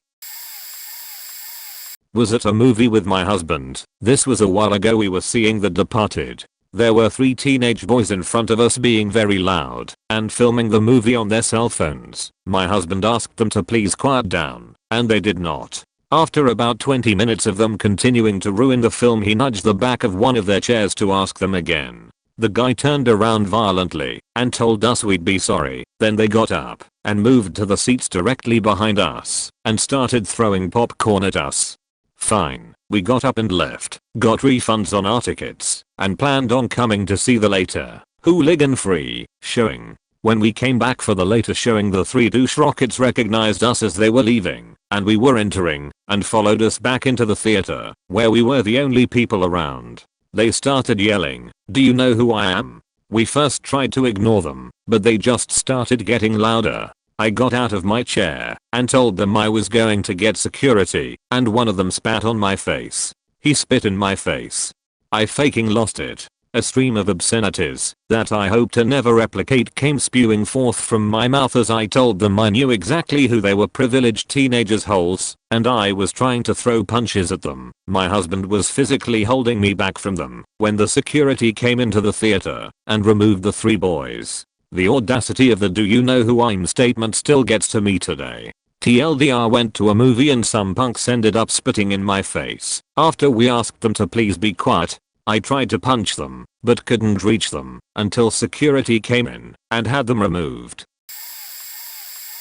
I'm way too late to the party, but this little moment has stuck with me a while and made me aware of the 1,000-yard death stare I apparently have when angry. Working at a print and copy center, we suddenly had an influx of 8 or 9 people all at once. The normal clientele, lawyers, and barristers. We had meant usually had at most 3 people at a time. So Kyle Walker, boss, and myself were doing what we could to see to everyone as quickly as possible. Somewhere in the runabout collecting jobs and giving pickup time estimates, I went to serve one guy, Guy A, not realizing he'd apparently stepped in front of another guy, Guy B. When Guy B points this out rather snappishly, Guy A apologizes and offers to step aside. Guy B isn't happy and starts yelling at Guy A for taking his place. He's been waiting X minutes, being a general dick about a simple misunderstanding, and Sheet starts to rapidly head towards the fan. I try to intervene and get their attention as politely as possible as Guy B gets louder and louder with his beaching, while Guy A tries to apologize, upsetting the other customers waiting. When Guy A finally cracks and shoves Guy B and F-bombs are dropped, I snapped and barked, "Oh, enough." Daring up to stage ETFO, they both stop dead. Look at me, a 66-kilogram woman, 5'11" feet, wearing boots, and quickly apologize to me, other customers, and one another. Guy B steps up to discuss what he needs, only for me to tell him we don't provide the service or have the equipment to do what he wanted. Photo printing on t-shirts, if I remember correctly. He turned red, huffed, and stormed out of the store with everyone staring after him. My coworker later told me she thought I was going to start knocking heads with the death glare I was throwing at the 2. Boss was simply happy I got things under control so quickly and no customers were scared off. TLDR, line misunderstanding leads to stupid escalating argument between 2 grown men. I yelled to get their attention to stop them. Womanly death glare. Bricks were shat. Everything ended well. We have this restaurant here where they have something called a double Monday. This means that you get everything you ate there on the first Monday of the month for free on one of the following Mondays of the month. The food usually is not great, but not bad either, and they have fair prices. So a few months ago it was time for steak night once again. Because of ATM trouble and the fact that their credit card machine wasn't working, I could only order some pork steak instead of my usual rump steak. As you can tell, my day wasn't going very well. but I was with friends and I was gonna have some meat and some alcohol and I expected everything to go okay. Now the first thing I notice when my waitress brings my plate is that instead of my roast potatoes I got fries. I find this a little annoying, but since I always just randomly pick one I choose to let it go. So when everyone got their plates and we dig in I grab a big bite of my pork steak and all that's in my mouth is gristle and fat. I decide to mention that at the end, but to enjoy the rest of my steak. I then realize my whole steak is just gristle and fat with little bits of meat that reminded me of a dog's chewing toy. I'm now pretty annoyed, but I think to myself this shit can happen. It shouldn't but it does. So I decide to call the waitress over the next time she passes by our table. She is carrying plates and tells me she'll be over in a moment. So I wait for almost 20 minutes. Now at this point I'm angry, and in the calmest voice I can muster I hold a 3 to 4 minute speech about how terrible the service and the food is. My friends are looking at me like I have lost my mind, because it's completely unlike me to tell people in service jobs off for making small mistakes. The waitress stands there like a beaten dog, and when I finish my speech I feel like an asshole. This was the douchiest thing I have witnessed in months and I did it, and I think the fact that I wasn't screaming like an angry idiot just made that whole experience so much worse for her. So I was standing in a rather large line at my local Walmart today behind a couple families that I know from when I went to church with my family a year younger. It was the only register open so there wasn't much of another option to get my 12-pack of Mountain Dew for a party I was heading to. I was wondering why the line was going nowhere when I decided to poke my head up front to see what the holdup was.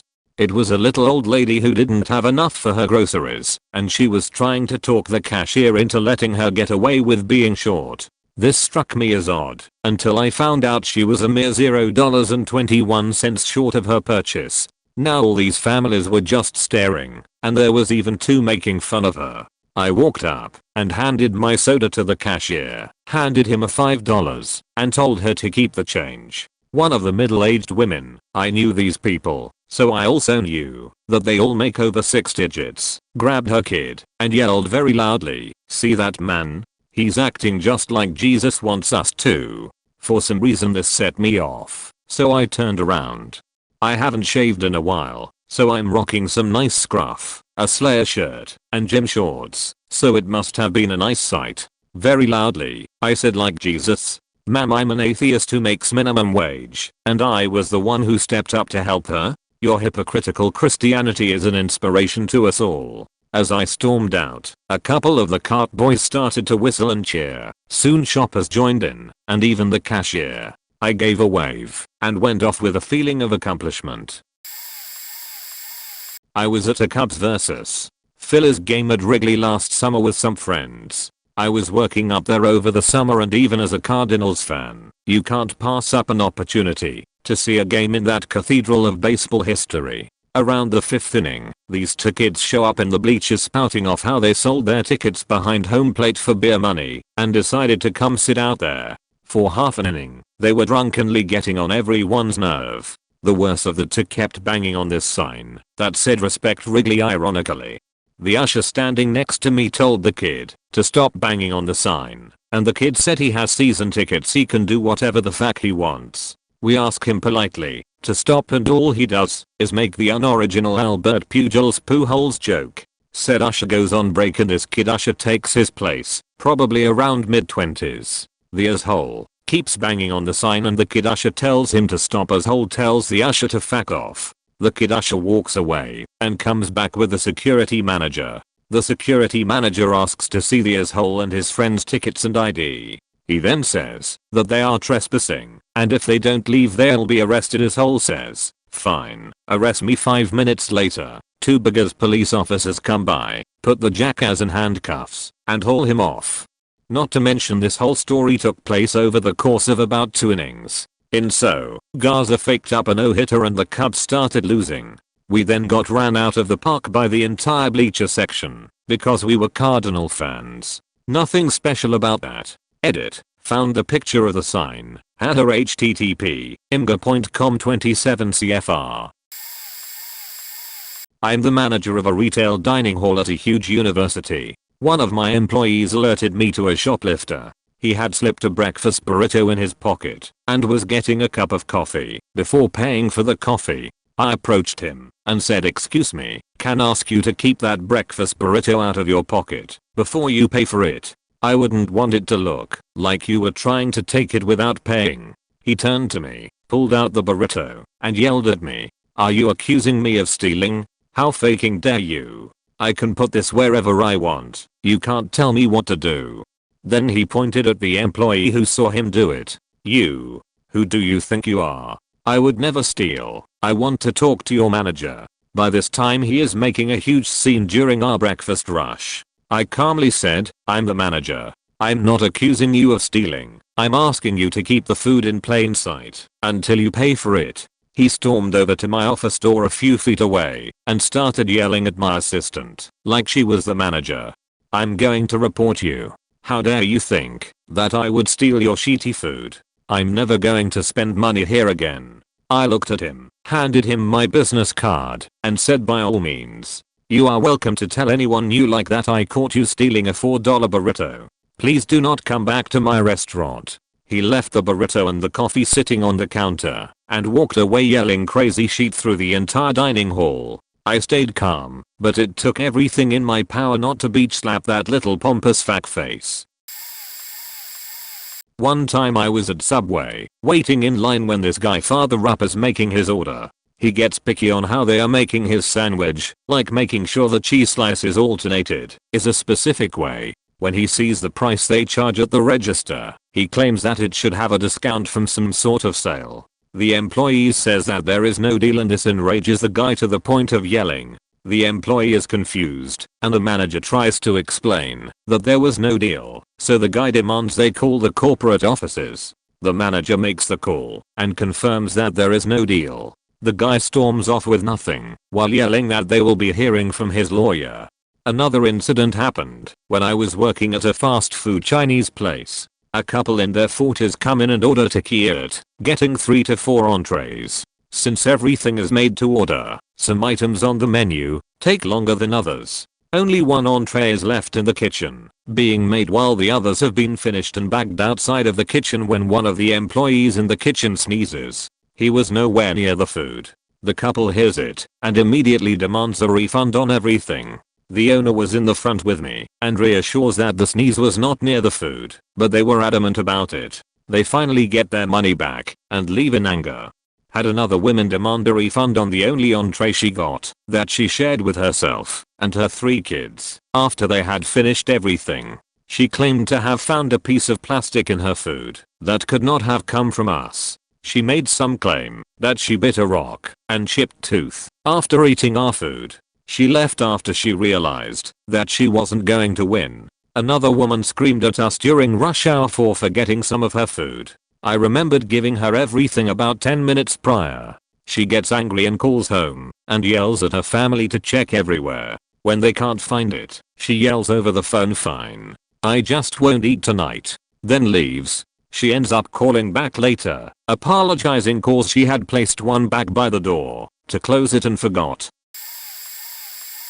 I work in a restaurant. In this restaurant the waitstaff are responsible for making the desserts. With every kid's meal, you get a free Smartie sundae covered in chocolate sauce. This sauce is just plain, cheap stuff we keep in the fridge to be kept cold. It is by no means hot fudge. It isn't heated. It isn't room temperature. It's just kept in the fridge. So this one faithful day, it's all going as it normally does. A 10-year-old kid and his mother were in for a late lunch or early supper and he wanted his sundae before they left. So the waiter comes down, quickly puts together the sundae, and brings it up to the table. All is well. He then goes back to check up on the table about 5 minutes later to see if everything was going alright, when the mother piped up like a bat out of hell and started to yell, "My son just about burnt his mouth off this hot fudge." The waiter let this statement sink in for a second, trying to figure out exactly what to say. "This is batshit crazy lady." He decided to be perfectly blunt. "It's funny you say that actually, because we do not have any hot fudge in the building. In fact it's just chocolate syrup that's kept in the fridge downstairs." Instead of admitting she was in the wrong and have been proven so pretty quickly. She got even more nasty by telling him it was very unlikely and that she believed he was lying.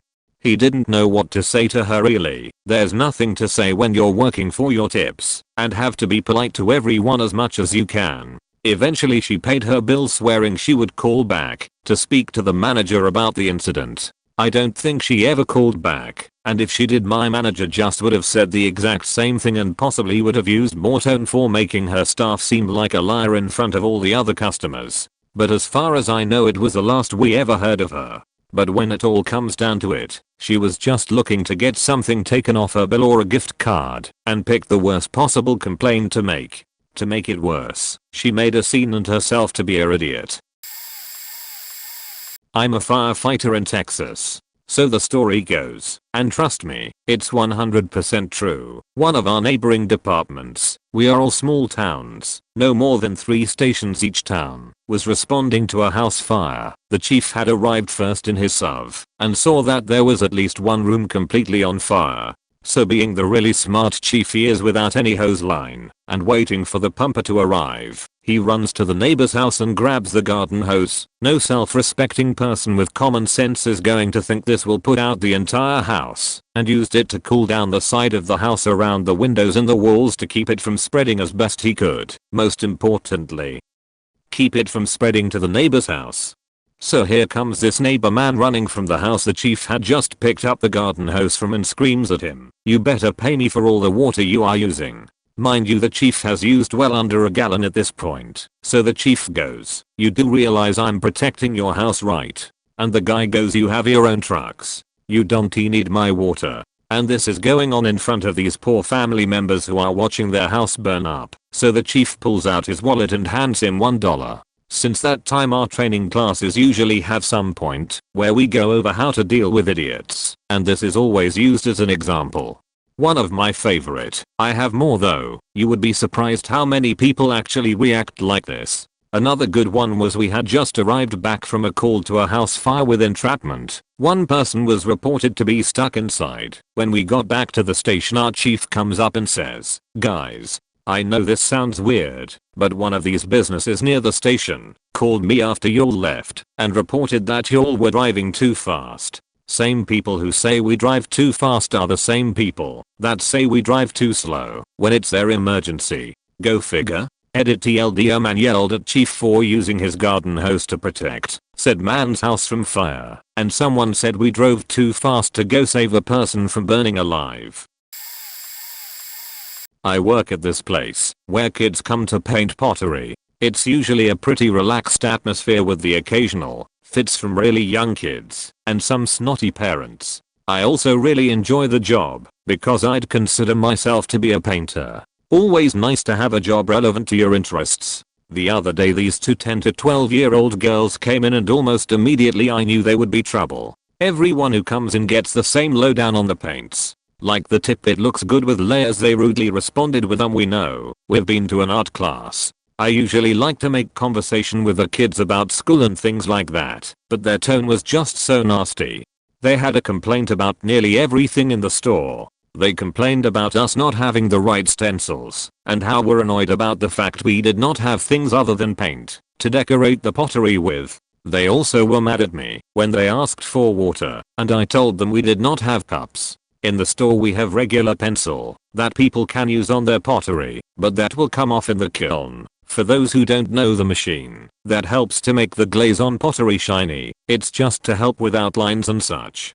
We also have a special pencils we have for kids to write their initials so that we can tell it's this when we are packaging the pottery after it's gone through the kiln. This takes a few days, and it is really important to have the initials so people all get the right pottery. We gave one of the girls a regular pencil for her to make proper circles on her piece. She was worried it would not come off, and we continuously reassured her. Her friend refused to believe us and seemed to think the paint would come off too.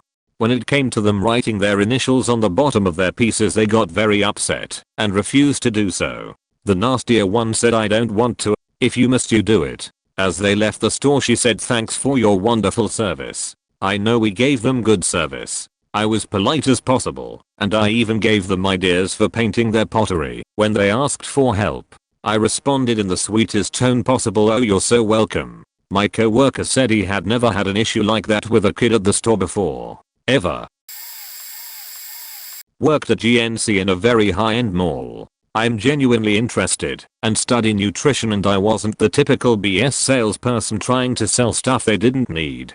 Almost every customer became a regular to our store because of our manager, assistant manager, and myself, and they would go out of their way to come to our store because of the awesome customer service we provided. We actually had many people come from an hour away, New York City. We even had a couple celebrities come in. Well, I tried to get to know every customer, and there were times where I would spend a half an hour just talking to one person because they were very interested in the field, and we had a lot of very intelligent customers, so we both learned a lot.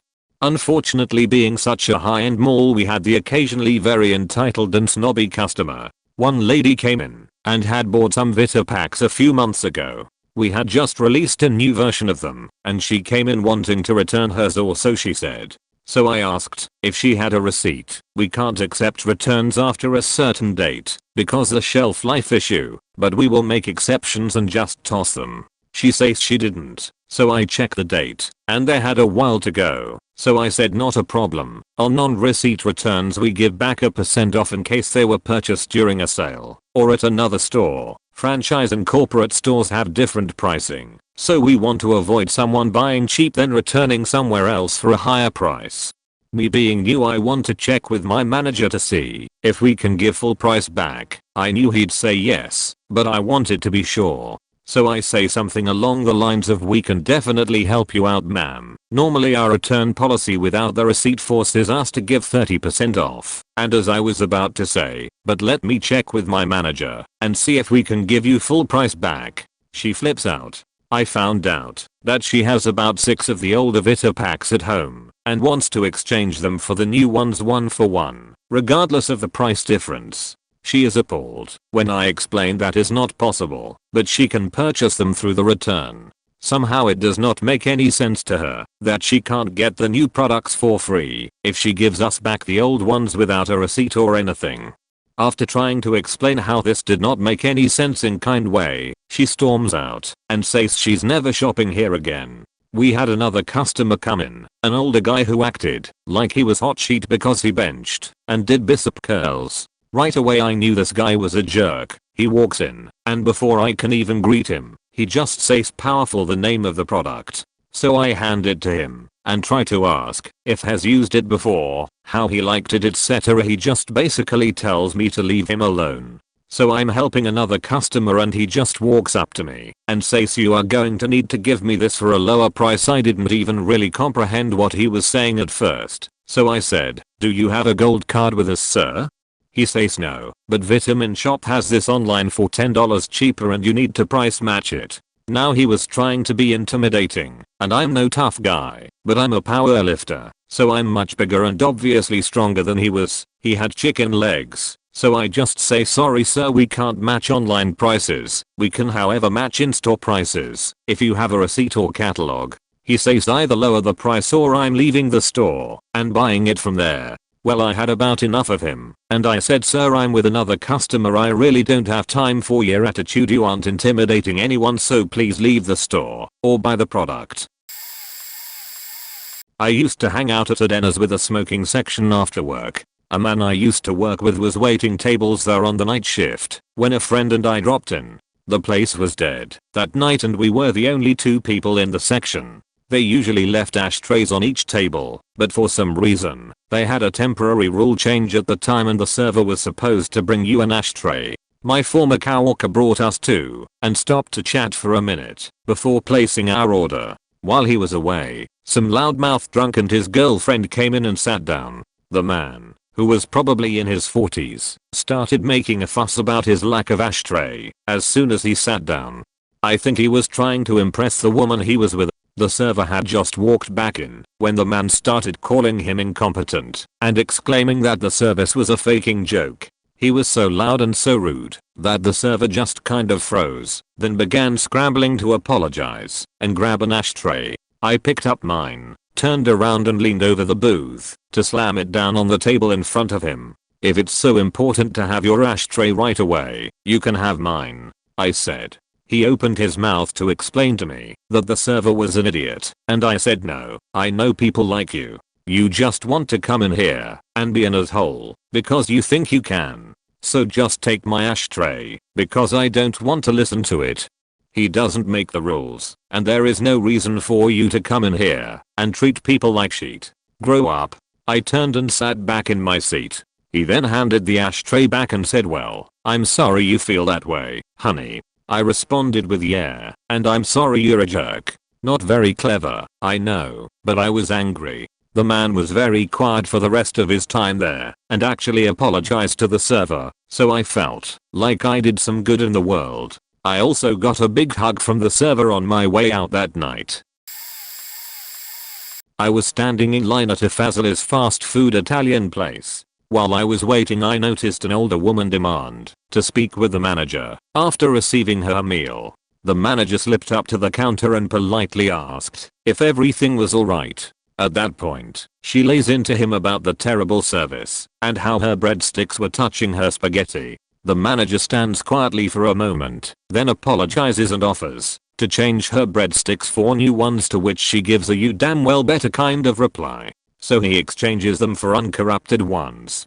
He asks if everything is alright now, to which she looks him in the eye and says, are you going to replace the spaghetti sauce that was on the other sticks, or are you completely useless?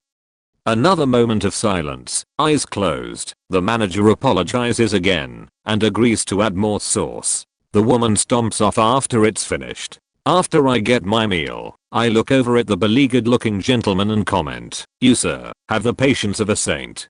That's why I won't work in the restaurant industry. Gave the poor guy a smile at least.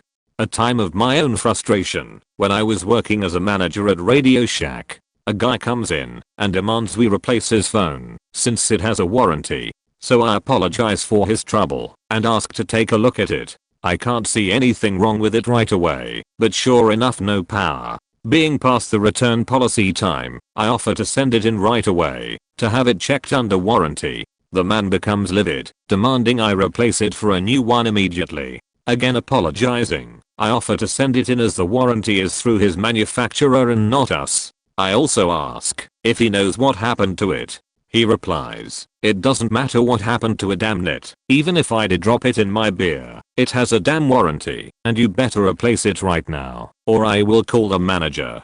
I see. Well, I'm sorry sir, however the warranty does not cover damage to the phone. You are welcome to call our district manager, as I'm the manager of this store. However, he will say the same thing. We can send it in to see if they can repair it, but liquid damage usually has to be caught right away. The guy start yelling and cursing for a minute before I get annoyed and advise him he can call the DM, but there are children in the store and that language is not acceptable. Got a final FU from him before he stormed out. Later, he did call the DM and I got reprimanded for not replacing his phone.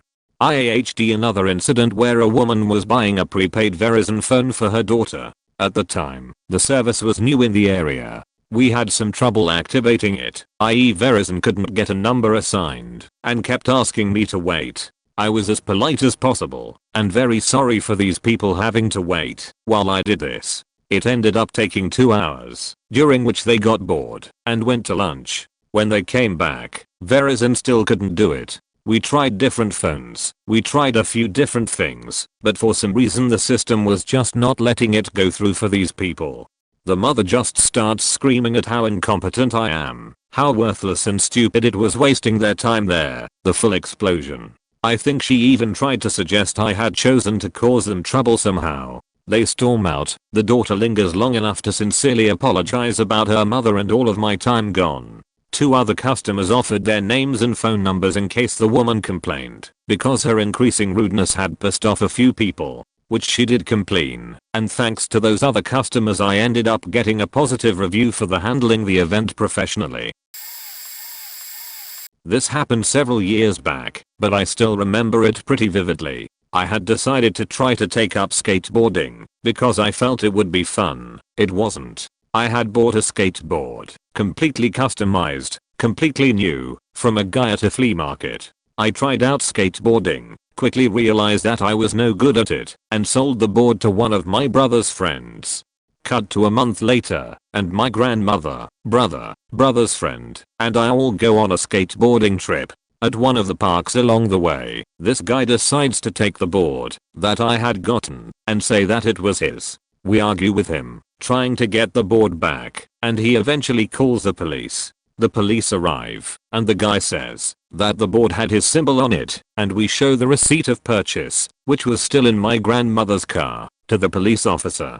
We get the board back and decide to leave. They had removed the trucks and wheels from the board, and we couldn't reattach them. Plus, why in the world would we want to stick around? As we leave, a group of guys up at the park all start cheering, and I yell out the window of our car, "We'll be back in 3 weeks." I'm proud of that moment, even if it only seemed silly coming out of the mouth of my 10-year-old self. Note, we didn't go back 3 weeks later. TLDR, guys tried to steal skateboard that we owned, carved symbol on it, removed trucks, called police, wasted our time, and pretty much forced us to leave. About 5 minutes later, just before I go on lunch, he storms into the room and starts yelling at me and threatening violence if I do report what I saw. I tell him that I already have, and that there's nothing that I can do to remove that report now. Now at this point in time, I'd like to note his size and mine. I'm a good 110 kilograms and 190 centimeters tall. He would have been maybe 90 to 100 kilograms, but only about 150 centimeter tall. Really fat, by the way. I was trainee for its support at insert big inefficient company name here, and whilst working the phones all alone, everyone else was away at lunch. Its support was per site, so there was only 3 of us for the whole 400 plus computers own site. I get a call from one of the guys in one of the workshops own site. He is having trouble because he can't pay for something via the web. The page keeps on coming up with errors. Now, whilst the policy states that anything personal shouldn't be done whilst at work and anything financial should be done via the special finance system, normally we overlook such things at lunchtime. I ask if I can remote in all the computer in the company, have a special wrap pack, a little bit better than the standard Microsoft one, to which he says of course, anything as long as I can make this payment. It's really important and a heap of important company business hinges off of it. This statement give me a boost, and I figure that I should pay a bit more attention. I was only half paying attention. I remote into his computer and look at the error. It's saying that the server certificate is invalid and that he can't access the page because of this. The internet filter completely blocks anything with a bad certificate. No compromises. I then look at the URL to check it against the certificate. I'm not going to post the actual site here, but let's just say that it was NSFW, NSFL and NSFA all in one and leave it at that.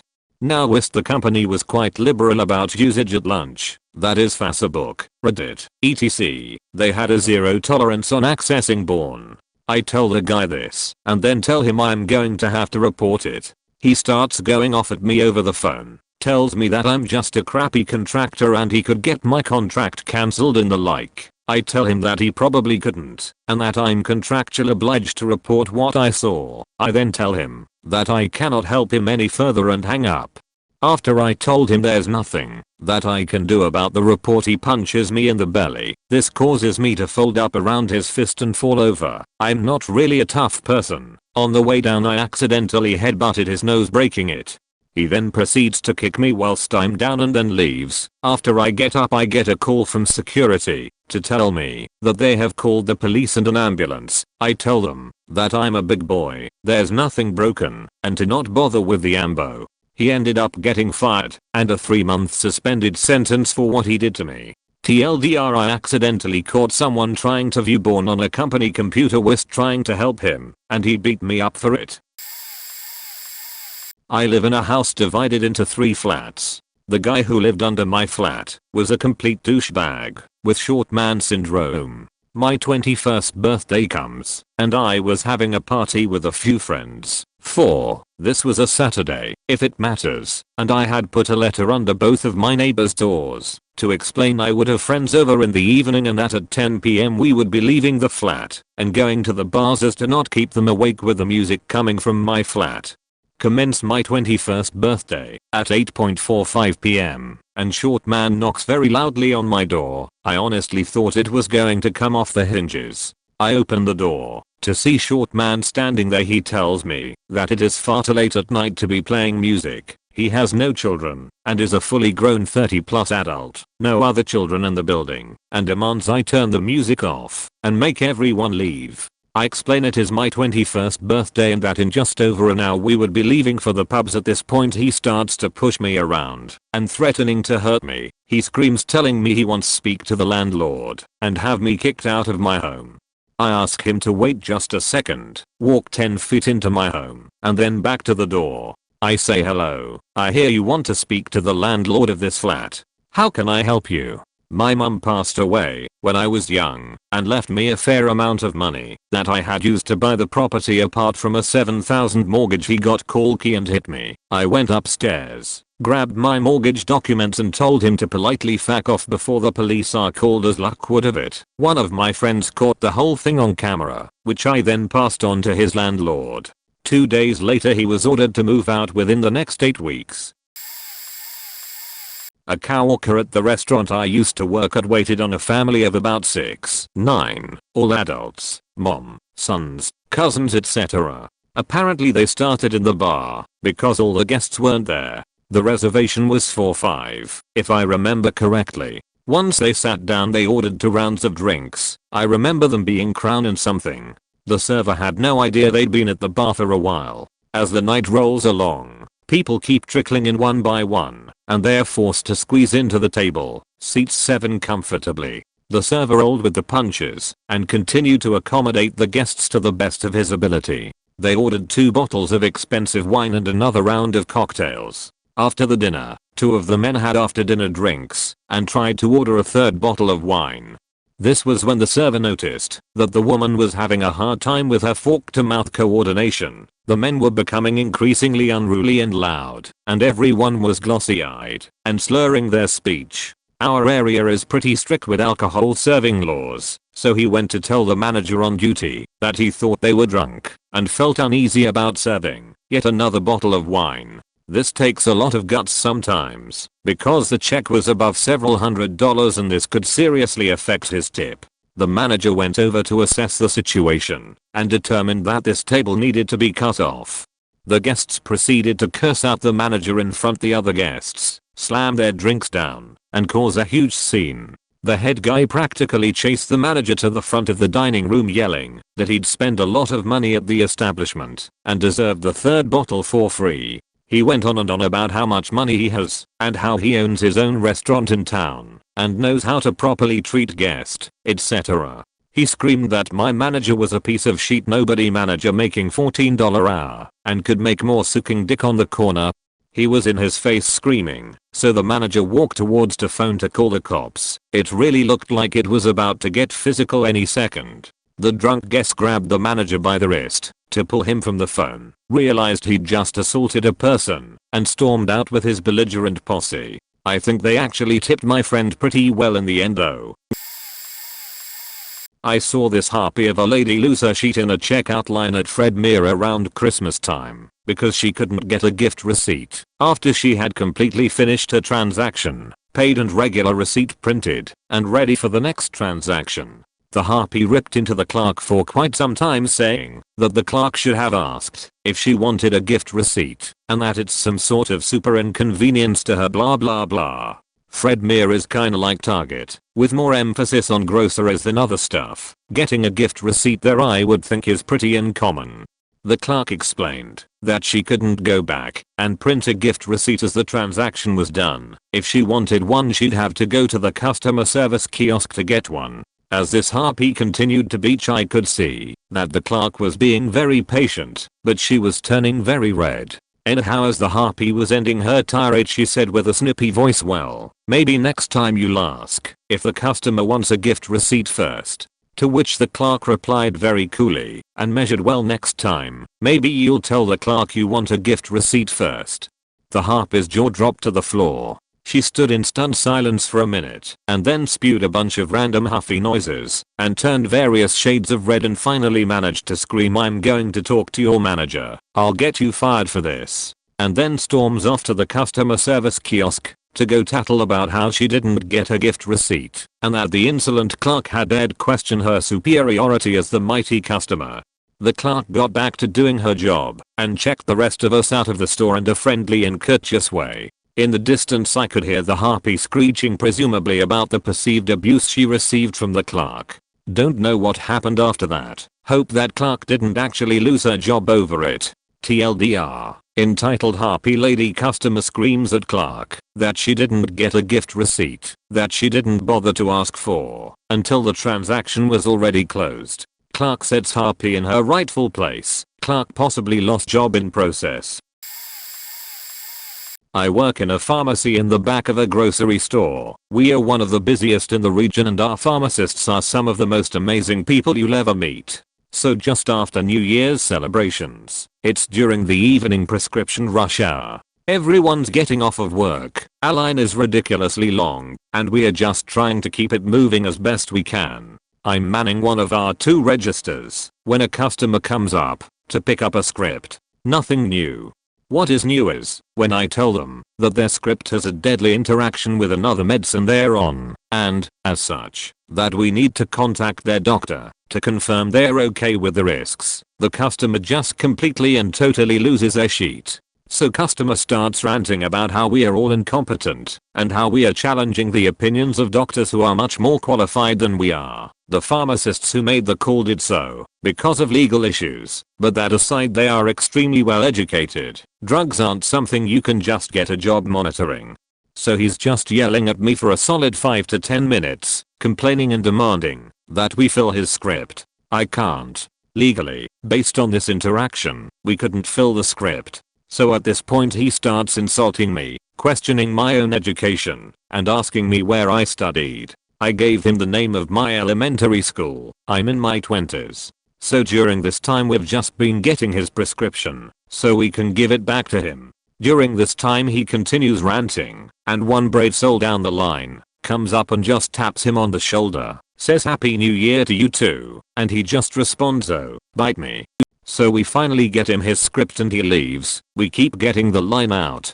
2 hours later, I'm still helping customers. Someone shoves through the line, comes to the front. Same guy. He pulls out a pill bottle, shakes it triumphantly in my face, and just walks off. Afterwards, we figured he must have gone to a pharmacy that didn't have the medical history, and as such wasn't aware of the interaction. No one we know would be foolish enough to fill that script as it was. So a couple of days pass, and we forget about us whole script guy when my manager says she got an email from him. It's 3 pages long, full of insults against both the pharmacy procedure and me in particular, and has a full paragraph and a half saying how we're useless mindless workers that will eventually be replaced by vending machines, and saying that he was taking it up with our superiors. He's now blacklisted at this store, and, to my knowledge, the only one to have gotten that particular honor. I got a pic from the store's bin that they use for when people have dealt with particularly difficult customers. TLDR customer demands we fill a script that endangers them, loses his sheet at us when we can't comply, comes back to shake a filled script from a different pharmacy in our face, kills a Girl Scout holding a box of kittens while being filmed, makes a nasty email, gets blacklisted by store. I worked at a Blockbuster in a really shitty part of my city once. We got a really excellent mixture of crazy people who were often amongst the best behaved, massive boggans, and footballers. So one evening, in peak time, a woman comes in, attempts to borrow a DVD, but has $300 in late fees on her account. We had a policy where over $100, and you had to pay 50% of it in one go before you were allowed to borrow, as a kind of good faith gesture. I inform her of this policy and she goes absolutely nuts, screaming at me about how cheap it is to charge late fees. I calmly explain that late fees are more accurately an extended hire fee. They reflect how much you would have had to pay to borrow that DVD for the extra nights, and thus are meant to compensate us for lost income. She goes ballistic and screams, "Don't you faking know who I am?" I respond that I do not, and that it doesn't make much difference anyway. She still has to pay the fee before borrowing. She tells me to look at the faking name on the account and throws her wallet at my head. The account belongs to a very prominent footballer. He has a different girlfriend every couple of weeks, which is why I didn't recognize her.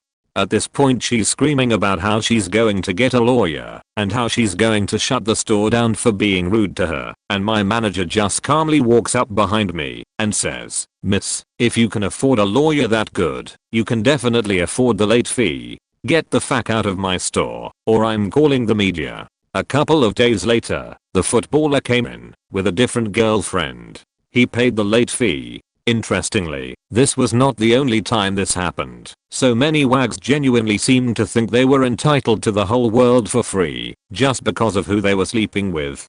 Also, there was the shoplifter who used to shove fairy floss down his pants. He came up to the counter, borrowed a DVD, rustling suspiciously. I scanned the DVD, quickly added in the price of 2 bags of fairy floss, and said that'll be $8.95, including the fairy floss you forgot to put on the counter. He didn't come back, and all the faking parents whose kids would come in, literally throw DVDs all over the place, and then smile at me like kids will be kids. No, kids will not be kids. You are a bad parent. I used to manage an electronics store in Bellevue, Washington, and this woman came in one day with a Canon digital camera with a cracked LCD screen and wanted to know what I was going to do with it. I asked her what happened, and she explained that she shoved it into her backpack, and when she took it out the screen was cracked. I asked if she had put it in a case or anything, and she said no, because it didn't come with a case. It was given to her as a gift the year before, and it should have come with one. I then explained that, unless you buy a protective case for it, shoving it into a backpack like that and then dropping it will likely break the screen. She wanted a new camera. I said no. I offered to send it to Canon for her where they would fix whatever was wrong with it for $150 flat fee, but she refused and insisted that my company, was responsible and had to replace it. I simply said no, you broke the camera. This is my offer to assist you. She then asked if I had internet access in the store, and I took her to a computer where she pulled up her homepage from the University of Washington Business School and says, "I will be sure to relay the story of your terrible service to my students. I have 300 grad students every quarter and they will know all about this." I told her, "Look, these are our students and they don't have any money anyway, so I doubt they will ever come across the lake to here. And besides, they are not stupid. They know that you broke your camera." She then got more pissed and yelled, "Can I quote you on that? I want to use that in my lecture." And I told her fine, but only as long as I'm there to rebut. She started getting more irritated and disruptive to the store, and I advised her that she needs to de-skill it a bit and stop having such an emotional reaction to something where I had offered a solution. She then flipped out on my personally with, "Oh, sounds like someone's been to a management seminar. How long was it? 2 hours you spent there to learn those words?" I told her to shut the fuck up and get out of my store. We are done here. Any further time spent in there would be considered trespassing. She left. I never heard from her again. TLDR, douchebag University of Washington Business School professor thinks her students are stupid. When I was a deli clerk, a rather large as in faking tall as sheet, and obviously crazy muscular with a layer of fat over it kind of way, father asked me to let his son taste a broccoli salad we had, then was telling me how weird he is for not eating meat, then joking to me about what kind of son doesn't eat meat. Not even hot dogs. All kids love hot dogs, why can't he? Mind, his son is maybe 12, at the very oldest. I told him to his face there wasn't anything wrong with it at all, then told the kid that it's perfectly acceptable to not want to eat specific foods. I then took his dad to the side and quietly told him that his attitude towards his son's eating habits were a very good way to bring up severe depression and anxiety issues later in his son's life, and told him I have the exact same problem and had almost killed myself several times. He apologized, looked pretty shaken, and bought his son like a pound of the salad and had his arm around his shoulders. I think he was trying to sort of embarrass his son into eating meat and didn't do it out of malice. I think hearing a 19-year-old emo stranger who has to live out the problems I warned him about made a big difference too. I just hope the kid is okay and their relationship is better. I worked as a waiter at a branch of the Italian restaurant Strada in a pompous middle-class region of West London. Take your pick. Last year, I was the only guy there who was from the UK. All of our branch's employees, including the manager, floor managers and waitresses were Polish and would show me up daily by doing a far better job than I could ever hope of doing. Being the only Englishman serving tables often went unnoticed by our customers and many of the clientele believed me to be Polish or from another Eastern European state. This allowed me to really get a taste of the vile way in which many hard-working foreigners are treated by the middle classes of the UK by constantly being mistaken for one. One instance springs to mind, a particularly busy Saturday during the lunch rush. Almost all our tables were fully loaded, and we were one waitress down, but doing okay all things considered. About halfway into the shift I was heading to the back of restaurant to bring up an order from the kitchen downstairs, when I noticed some rather vigorous gesticulating from a customer at the isolated table at the back of the restaurant. I was working the front of the restaurant, so I had not interacted with this table, just seen them walk in. A young family, parents maybe early to mid 30s and children around 3 and 6 years old. As I approached I see the mother of said family berating one of our young Polish waitresses in low tones about how long they have been waiting on their order, which, coincidentally, I was just about to bring up from the kitchen downstairs. I go over to see the young waitress looking visibly shaken and upset. I was about to ask what the problem was and help rectify it by upholding the company policy of taking all the necessary steps to make sure our customer is happy, free meal, complimentary bottle of wine, so on and so forth. But as soon as I come within the line of fire of this mother, who remember is with her young children, directs her foul triad towards me. Useless. Why have we been waiting so long? Do you even understand what I'm saying? Why are you here? Why don't you hire English staff? She obviously felt she could go surging on with this rant as she wasn't in earshot of the closest table and her voice was too low to penetrate the restaurant hub. However, I could hear every single word. I let her finish her 10-second, then politely informed her, in as Grantish an accent I could muster, that her family's food was waiting for her downstairs, getting cold, and that one more outburst like that would result in me asking both her and her family to leave the restaurant. She said nothing. I brought their food. They ate silently. They left. She also left a considerable tip. Middle class shame. I'm a Starbucks coffee slave, and I've had more than my share of those customers. One in particular does happen to stand out. We still have a regular who once berated a fellow employee at our sister store across the highway for her lifestyle choice. She happens to be a lesbian, and he is an uber conservative who seems to feel it is his duty to inform his fellow human beings of the ways in which they are wrong. From what I understand, she ended up crying and having to step into the back room. Due to the heavy traffic in the store at the time, no one else noticed in time to say anything before then. Fast forward a couple of weeks, and I've heard the story about what happened. He comes in and orders his usual. I make an effort to have as little conversation with him as possible, which I usually do anyway, since he's kinda creepy, while I make his drink. But as he know I was in the military, and I'm the only male employee of my store, he seems to feel that we are somehow alike, and he tries to make conversation. This ends abruptly as soon as he sees the rainbow bracelet I wear regularly, and asks me why I wear it. I answer simply that it's for gay pride, and that yes, I'm gay, which he asked immediately after. He starts in on a speech about how I've chosen the wrong path, my life will be empty and difficult, blah blah blah. I simply answer by calling out his drink followed by a loud thank you as I look him dead in the eye. He faltered for a moment before grabbing his drink, muttering something that sounded like thanks, and he headed off into the market we are attached to. He still comes in regularly, still calls me by name, but otherwise he waits patiently for his drink and moves on. This is hospital patients are like retail customers on crack. A couple definitely stand out though.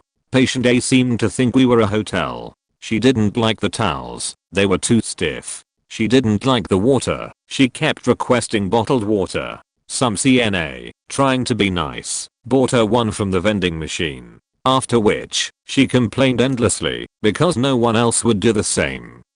She also was waiting for me outside another patient room, asking why I hadn't answered her call light yet. When I pointed out that I had been in another patient's room and hadn't been in the hall to see her light, her answer was, "I'll expect you to be faster in helping me from now on. I don't care if you have other patients." She wanted a fresh pillow, by the way. She was also upset because she didn't have her expensive skincare and makeup with her. She asked me and everyone who walked into the room what makeup they were wearing. She asked me to go home and get me some of yours. A co-worker who sells Avon actually brought her a bunch of samples, but she turned up her nose at that cheap stuff. I actually moved from being extremely irritated by her to just shaking my head and walking out of the room when she got demanding. Incidentally, she was only in the hospital for some labs. Patient B just left us for another facility. He actually wasn't the problem, but his old lady was a pimmer. She wandered the halls in her underwear and pajamas. She kept going into other patients' rooms, and we had to call security. She was, shall we say, under the influence of something, half the time. Her favorite snack was popcorn, so hall reeked of burned popcorn all the time, since she couldn't figure out the microwave. Also, she wasn't supposed to be in the galley at all. His hospital room was like an episode of Hoarders, since she had boxes and bags of her clothes and belongings everywhere, and she complained about every damn thing for months. Patient C was just last week. Just a reminder to me that some people just can't ever be satisfied. This chick was on her light all night for little stuff. Water, snacks, the light outside was bothering her. Her dinner was crap. Our TV sucked. It was too loud at night. Okay, I'll give her that one. Her neighbor across the hall was confused and yelled all night. Apparently this was all my fault. The thing to remember here is that hospitals are just corporations now. Everyone here gets a survey about their experiences in the mail after they leave. Survey covers everything from the food to the wait until they saw the doctor, but somehow it's the fault of the hall they were on if they were unhappy with something. I actually had a supervisor tell me that if we made them happy, they would complain less about the other stuff. Yeah, right. We were visiting New York City this past summer and we were having an amazing time wandering around the city all day. Around 9:30 that night, we decided to go back home through the subway. Apparently, there was a delay back to New Jersey, so the trains were backed up for about 45 minutes. The train station soon became packed with people. Nobody could move anywhere. Until about 10 minutes before the train departed. Nobody had any clue which door you had to go through to get to the train. So all of a sudden, the time of departure and the door number popped up on the screen. The door opened, and 500 plus people began running towards the door. Everyone was piling up, including me. I was 15 at the time, my 11-year-old brother and my dad. In this giant clump of people, all three of us were trying our best to stay together. My dad was in front of my brother, and my brother was in front of me, and a small space opened in front of my dad, so he and my younger brother stepped forward. Apparently, we walked in front of some bitter old lady, who was now between my brother and I for the next 2 or 3 minutes. She kept indirectly saying things to my dad like, "Teach your kids some respect. So you're the kind of people that give this city a bad name. Who do you think you are cutting in front of an old lady?" This lady had the nerve to badger us for 3 minutes in this pile of chaos. Eventually, my dad turned around and pointed right at the lady and said, "It ends now. You're done. You hear me? It doesn't happen again. You're done." And turned around. He said this in as calm a voice as possible, but in a very dominant way. She shut up for a second and turned around at me, not knowing I was with them, and said, "You need to back up." I pointed right at her, and in the same voice as my dad said, "It ends now."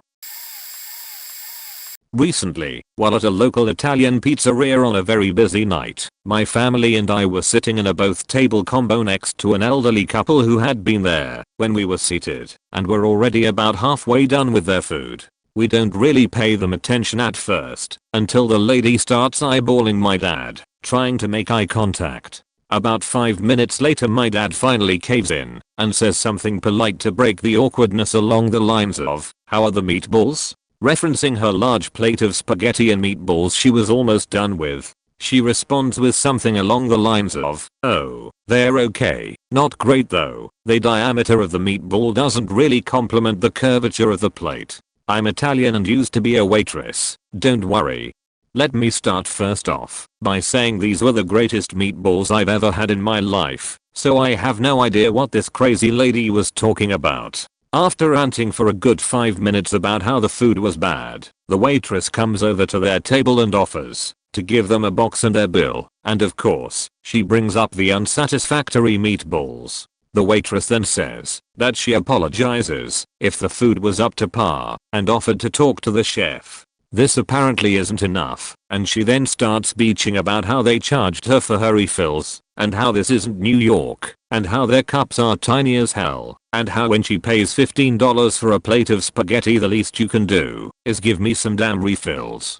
The waitress is obviously annoyed and has more people to wait upon and says that she can take it off the bill, sighs, and walks off. The lady then turns to us, repeats the same complaints over again, and tells us that she didn't want to pay for her 3 refills. After she leaves, the waitress comes over, and I express my sympathies for having such a crazy customer who didn't tip either, and that what she was complaining about was crazy. Turns out, she didn't have just 3 refills, she had 9. Just, wow. People these days. Worked at a KFC plus A&W, and despite being fast food, it was really a simple job. Other than smelling like a bucket of chicken every night, it was pretty easy to keep most customers happy. Backstory: anyone who has worked at KFC knows that the chicken takes like 23 minutes or so to cook. KFC preps food before every hour, so they are essentially best guessing how much chicken is going to be used. The problem is with a new store this number can be incredibly off. It was like our 3rd or 4th week open, and we get behind by 2 pans of chicken. The pans usually hold about 25-ish pieces of chicken, so if you have a few large orders you can get behind by 20 to 40 minutes pretty quickly. We were about 30 to 40 minutes behind on a Sunday, busy day, and a guy had ordered probably close to about 75 pieces of chicken, at least 4 buckets of chicken, 16 piece. Him and a few other customers had been waiting a good while, and most of the other customers were good sports. We gave them free mugs of root beer and some biscuits while they were waiting, and that seemed to be good enough for them, but not for the main guy. The guy proceeds to ream me over the rails and wants to speak to my manager. She apologizes and offers to comp everything and does. He finally gets his stuff, food starts moving out, and we catch back up, and he walks out for about 30 seconds then storms back in and loses his sheet, moving in front of customers and beaching to no end since we forgot our order of the biscuits. We give him a fresh box and he just drops it on the counter and goes into yelling mode for about 3 minutes before my manager has enough and asks him to leave. Basically saying, "I appreciate your position, I apologize, but there is nothing further I can do for you." He ends up saying he doesn't want the food, leaves it on the counter and walks out. We end up waiting about 5 minutes and see the guy drive off and ask if anyone wants free food.